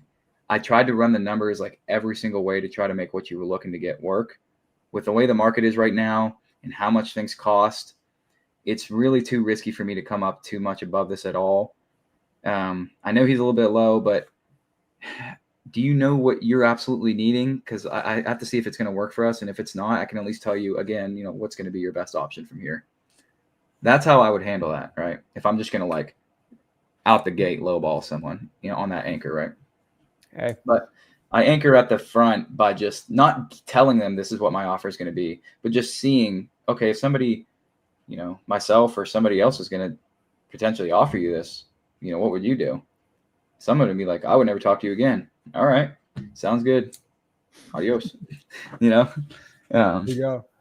So that's how I would deal with that. There we go. And then let's see this one. What's your pre-qualifying process? So pre-qualifying process. So their time frame has to be relatively soon, or else they just get put on a follow-up. But if it's like something that I think we're going to close in the next month or two, I'd prefer they be looking to sell within the next 30, 60 days. They have to be at least willing to negotiate or work with me on price to a certain extent. And they have to be open to at least letting us get access to the property or sending us photos. Because if they are acting, I'm sure Zach's ran into this before. You don't need to see the property and you don't need an inspection period. I've had that so many times. So you need to make sure that you're able to eventually get access to the property. I call them the jailhouse lawyer. Yeah. They start negotiating like they know what they're talking about. It drives me crazy too. So yeah, those objections are crazy. The whole inspection one is, man, well, hey, I got to go see it. I always say like, a hurricane can always run by the house and just run it over the next 15 days. I'm stuck buying it. So we put that in there. So when I come by and see it, I don't know you, but maybe a squirrel comes in the house, destroys it. Maybe, kids go out here and party. You never know. Another one of those things is that it's also in the agreement, but you can use this as a backup. So in the agreement, it says that the seller has to produce clear title. But one of the things that you guys can use for inspection period wise is like, hey, I trust what you're saying about the house here, but I have to wait for title to get the title work back so that I can see if it's clear, right? So like what happens if a lien comes up on it or there's a secondhand mortgage? I need that in there so that I'm not just stuck buying it at a price that still doesn't work for me, right? So that you can use that as well to justify your inspection period. No, you're not off on that one. Let me ask you this. I don't think I've asked you this. What's your largest assignment you've ever had? 64,000. Whoa! That's not bad. Tell me about that deal. Yeah, so that was a deal that we actually did off of one of our other marketing strategies. It was direct mail. Yeah. She had actually called in, and Corey was out and about, but she called in and said her mother had passed away well, not too recently, but there was a will in place. So we were able to just, kind of move through the probate process pretty quick. Mm-hmm. But her mother had passed away, and the house she lived out of state, and they were not willing to put any repairs into it. The house was in disarray. Mind you, it's what Zach tells you guys to look for. The crappiest house in the nicest neighborhood. This wasn't really the crappiest house, but its distress level was, right? Fixed up, It's one of the nicest houses in the area. So that was this house. I can't remember the exact numbers on it. I know that we went 64K on it, but I can't remember the ARV or what we offered. But she was like, yeah, I'm thinking about selling it. And I put her through our pre-qualification process. And I said, and this is why you guys need to be looking at the numbers while you're on the phone so that like, okay, this is either it's a smoking deal and you should just book the appointment now, or they're kind of high and you're going to have to work them a little bit after the conversation. Yeah. This lady up front told me what she was looking to get for it. And you don't get too excited. You just go, I really have to come out there and take a look at it, just to see if I'm able to make that work. I actually think my partner's out that way right now, and this is going to be hard if you guys are virtual. You'd have to really set up a quick bird dog or a JV partner. But in this case, Corey was out there in that area, and I said, I can have my partner swing by like right now if you're wanting to. She's like, well, yeah. Mind you, I had already talked her down like an additional 50K from where she was. And then Corey goes out there and gets her another $25,000 under. So that gave us that $64,000 spread. He locked it up. We had a buyer 2 hours later under contract for that $64,000 assignment. And then we had a 14-day closed it out, 64K in 14 days. Jesus. So that one was a really good one. Dang, dude. I like that. Mm-hmm. What are your best strategies for getting someone down on price? I try to get them to realize I'll actually break the numbers down to them to a T a lot, as if I actually do buy a lot of properties and we flip a lot of properties ourselves. No, yeah. I'm kind of getting away from that a little bit because the market's a little bit sketchy, but so I'll break the numbers down to the seller, and this is how I do it. Let's say you have ARV and your ARV is like 270,000. Mm-hmm. Always drop that by like 20K when you're talking to the seller. Like, hey, when I'm done with this house, I'm probably only going to be able to sell it for like 250,000. And let's say your repair costs are like 45,000. With what I'm needing to do to this property here, I probably got to put about $65,000 into it. So you drop your ARV 20K, raise your repair cost 20K when you're talking to the seller. Now the real numbers, right? Yeah. And then I'll say, let's break it down here. I buy it for this. I have to pay this much in points. I have to put this much into it. That leaves me with like $5,000 to be made. So I'm going to put up $250,000 to make $5,000. And the sellers will go, well, yeah, that doesn't really make any sense. And I'll be like, see, I really want to make the numbers work for you and me. I'm just not, I have a minimum profit I have to make for me to warrant the risk, right? So sellers will start to work with you a little bit then. You get them to understand like, okay, just the kitchen alone in this, like, let's say it's a higher end area, just this kitchen alone is going to cost me 20 grand. Yeah. Just this bathroom is going to cost me $7 grand. That crack in the foundation, I might have to get that wall supported. there's like so many different ways that you can use to work down on the price and justify why you need to be there. If you can't justify why you have to lower your price, they're not going to work with you because you have no justification on why you're hitting them lower, right? So justification would be the number one tip that I would give you guys. I like that. I mean, it's definitely a lot different than how I do it, but it just works still. Like you can do that end. I always just say, well, that's just not where I'm at. You can go renovate the property yourself or go list it yourself, right? Yeah. I like that too. Some questions people have about you, Corey. So what's your primary source for getting leads right now? So primary source of leads is direct mail, cold calling, and niche texting. I like that. And some other strategies that. Yeah, we have some other strategies. But yeah, no, you do a lot, man. But you do a lot. What I think is really cool about the way you're doing it virtually, right, is you're doing a stupid amount of volume and you're making a ton of money per deal, right? And so you have a simple our average assignment fee. What's your average assignment fee? $30,000. Jeez, man.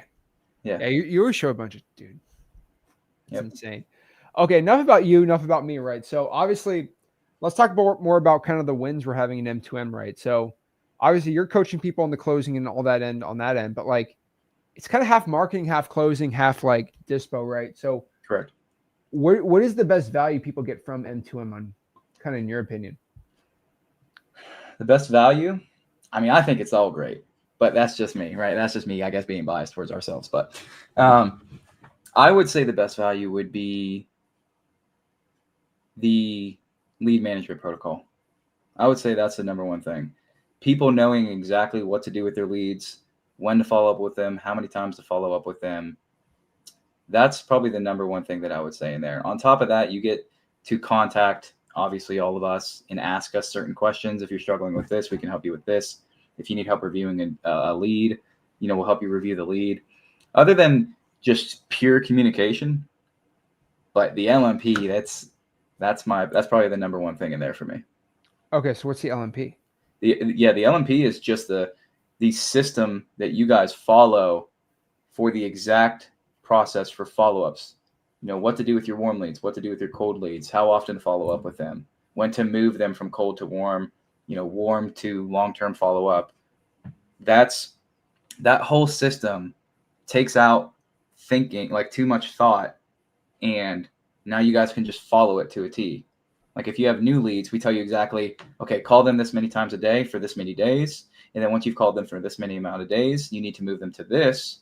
And then what you do in that section is what, you call them this amount of times, you send them a text, you move that text, or, there's just so much in there. It's lead management protocol is probably the best thing because marketing's great. And then you get the leads, but it's what you do with the leads that matter. It's the follow-ups because the money is in the follow-up. 9 times, Corey says like 70. I would say probably like maybe like 80% of the time you're not closing these people on the first phone call. Yeah. Right. So it's the follow-up that matters. Not being overbearing and following up too much, but following up just enough so that you can be present in their mind when that decision does come to them that they need to sell, that you're the person on the top of their mind that has not been overbearing, but just willing to work with them and build a connection over a certain amount of time just on follow-ups alone. Right. I have a lot of people I have a guy right now. I've been following up with this guy for like 8 months. He loves me. He thinks he thinks we're best friends now. He'll call me, hey, Evan, how's it going? He's got my number saved. And once that deal comes, which it is coming, I'm going to get that deal. Oh yeah. That's how you went on it, man.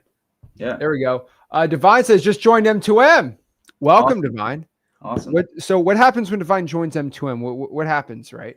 Yeah. So the second you get in there, you're going to be reached out to go through the onboarding. And that's where you get all like the breakdown of what's going on in there.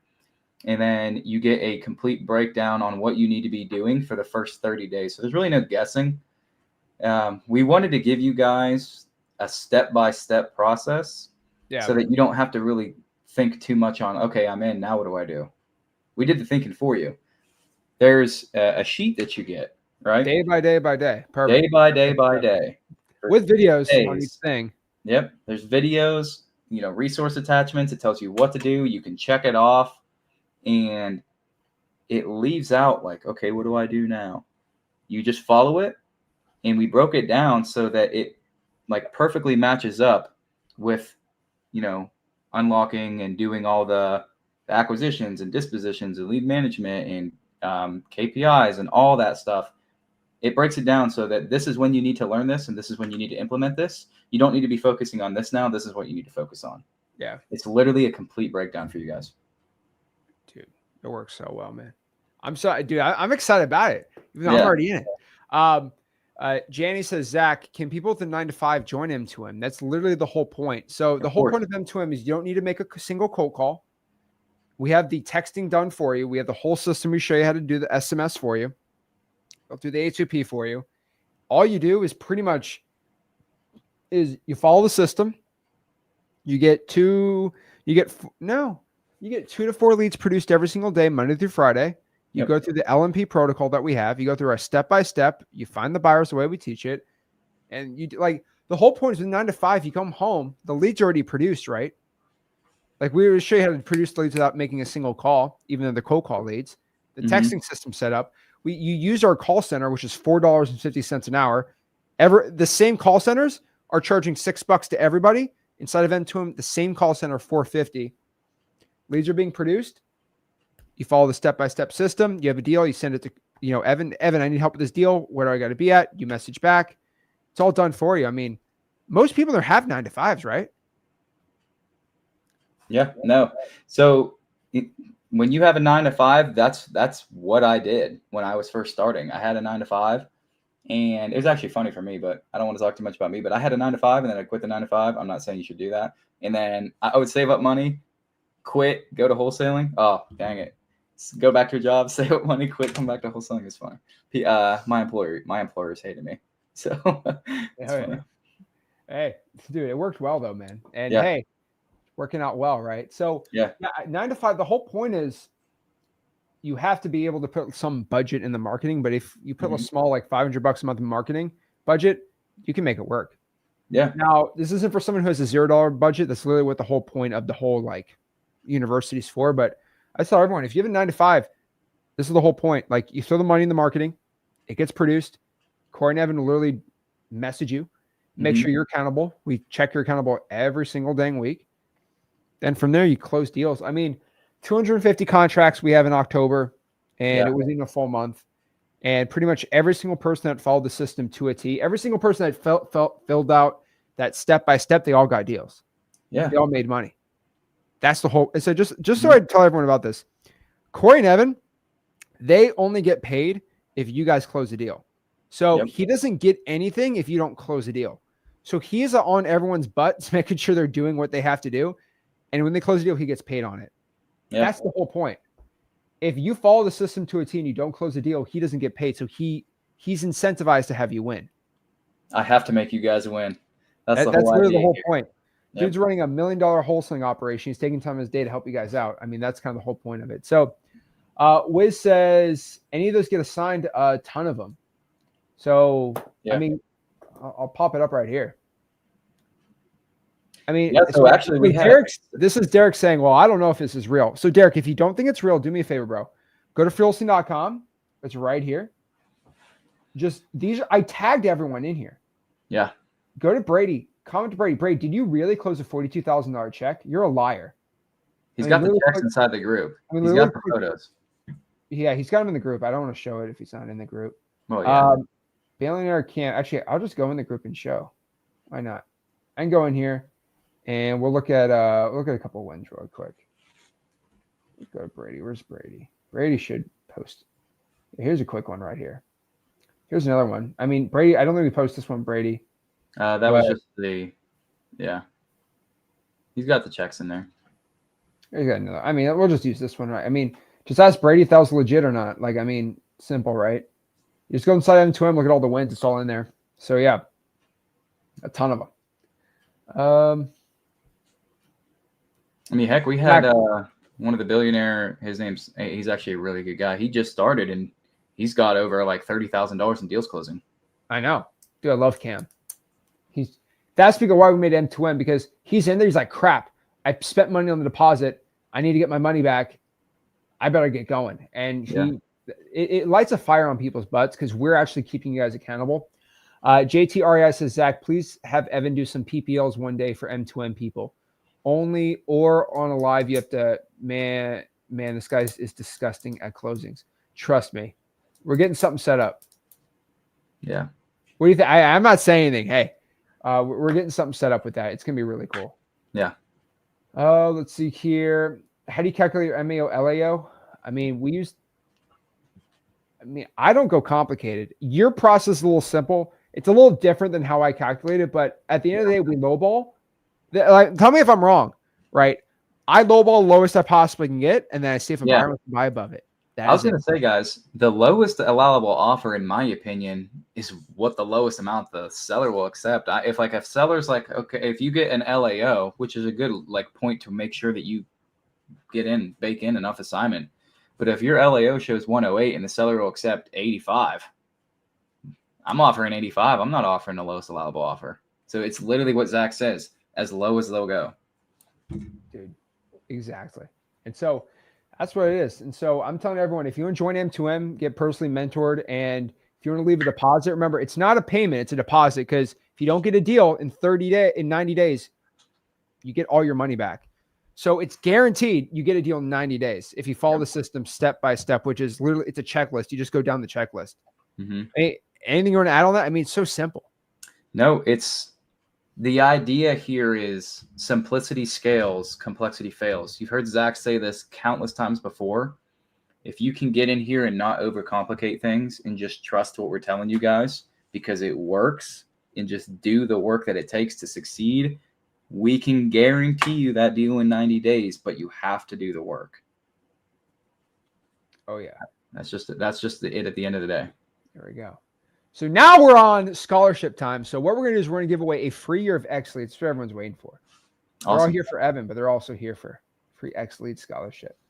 So what we're going to do is we're going to have everyone go and let's get rid of all these. Let's get rid of all this. This is all crap. So somebody's going to be super excited. A year of X Leads. Oh, man. That's nice. I know. Is your email. Okay, what is your... I just saw a comment that said if a seller's super old, don't just if you guys are working with a senior seller with like dementia or something, always, just a quick tip, always bring in another source of family to let them know like this is what's happening. If you're not okay with this and they're like not mentally there to sell, I don't want to do it unless the whole family's in agreement, because you will get in trouble. Oh yeah. Right here is our free X Leads giveaway. So if you're on this live and you're watching this, if you want a free year of X Leads, remember, you have to have an X Leads subscription to be inside of M2M. You go here, fill out the document, say prove you're actually on this live stream, and we're going to give away a free year of X Leads. I'm excited for this. So, and then after this, I think we have our, I got my X Leads call, my M2M call to everyone. So I'm excited for that too. Yeah. So let's see. By the way, there's 3 calls a week, everybody. I don't know anybody else that does 3 calls a week. That's a lot. 3 calls a week is a lot for everybody to take and allocate that towards just sitting on there with you guys and talking with you one-on-one with everybody in the group, just bouncing ideas off each other. Like, we get on there, we give you a subject, and then we open it up to questions, and we try to answer everyone's questions on there. There we go. All right, everyone's filling it in. So make sure you fill it in.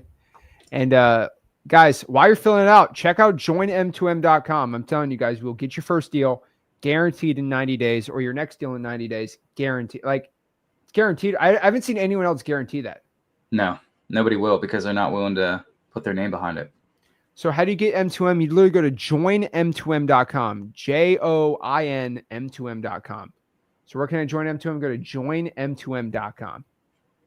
There we go. It's fire. There we go. All right, cool. So everyone's filling the information. Again, I'm going to give the link one last time here for everybody. There we go. Pop it in right there. And you're going to fill in your info to win. And you will win a full year. Oh, my goodness. Of X Leads. All right. There we go. That's a lot of money you're saving on winning a year of X Leads. So whoever wins better put it to use. Oh, dude, I know. Need to have X Leads first. So you do need to have a software for this. And the only software to get is X Leads. So do we click other? That's the thing inside of X Leads we have for just the M2M guys right now. We built stuff out that Zach might have mentioned you guys yesterday, packages and stuff that we can just put in, to the accounts that it's it's very simplistic. You don't really have to build anything out. It's there for you. You just start using it.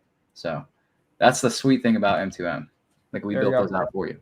I think I asked one of the questions wrong on it. So if you want to go back on the form, 100 or more, just go right here and we're good to go. But Corey, thank you Evan, sorry. Thank you so much for hopping on, bro. Yeah, man. I'll call you after this. But basically, I don't waste too much of your time, but I'm going to let everyone fill in their info for a second here. They're going to win. Awesome. All right, guys. It was great being on here with you guys. I was happy to answer your guys' questions. Join M2M. We'll see you on there. All right. Thanks, Evan. See you, man. Oh, there we go. Shout out to Evan on there. Give some love and support on there. Yeah, sorry. We got to change the name on there. So, yeah, we just changed the email. So just click other, put your email, you'll be good to go. But Faye says, that was gold. Of course it was. It's absolutely amazing. Shout out to Evan on that. That was awesome, dude. All right, so we're filling out everything. So, everyone's in here. They're ready to win. I'm excited. So let's go out here and see who's on here. Awesome, awesome, awesome. Got everyone's info. All right, guys, I'm going to give everybody 60 more seconds to fill in their info. I'm going to put the link one more time on here. All right, let's fill this out right here. All right, so here's the last link to get your X Leads for a year completely for free. Let's go out here and alrighty. Perfect, perfect, perfect. Alrighty, beautiful. Alrighty, let's go. There we go. All right, beautiful.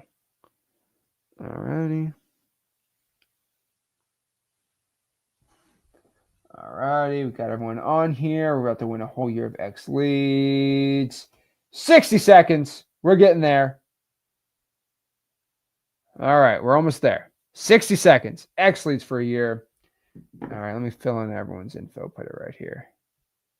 Jeez, everyone's putting in their info. I like it. All righty, 45 seconds. We're going for a full minute here. After 60 seconds, it's over. Fill it out, fill it out. Fill it out. I've been cold calling leads from X Leads for over a month now. Should I change my strategy or stick with it? Emil Carr, what's been your results on it? Have you gotten deals, leads? What's your contact rate? Curious about it. And remember, if you don't win the year of X Leads, just go to xleads.com and sign up. It's $97 a month. You literally have won. Just getting for $90. I should charge $200 a month for X Leads, and then I could probably give someone a giveaway for a 50% off coupon for $97 a month. You guys would go crazy on it. I have the power to just double the price on X Leads. Everyone would buy it, right? Bro, I'm going to buy X Leads. Go buy X Leads. Go to xleads.com. Of course. All right, so let's go out here. We are past a minute, so let's go out here. And yeah, if you want to check it out, go to xleads.com. I got everyone's names. Appreciate everybody going out here. All righty, so let's get rid of the duplicates. I'm not dumb. So remove duplicates. All right, let's see here. Got all the names. Oops, just copying it over here.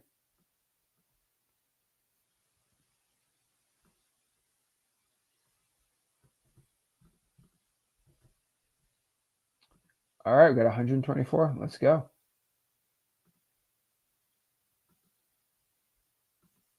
All righty. Hopefully you see your name here, and hopefully you win an entire year of xleads.com, the best wholesaling software. X Leads. All righty. Let's keep going. Let's break this down, and let's give a free full year of X Leads completely for free. Come on. Winner, winner, chicken dinner. Who's winning a whole year of X Leads for free? Oh! Sarah Vang has won. Sarah Vang, do me a favor. Email support at xleads.com and we'll help you out. So go there, go to support at xleads.com, say you're a winner, show us a driver's license saying that you won, show us your actual name, say that you won, and you have won a full year of XLeads completely for free. Congratulations. That's over $1,000 right there. And guys, tomorrow, stay tuned for day 3 of Wholesaling University. Dispo University is tomorrow. Pretty excited about it. So guys, make sure you smash the like button, subscribe, and I'll see you soon. This is Zach Ginn sending out day 2 of Wholesaling University.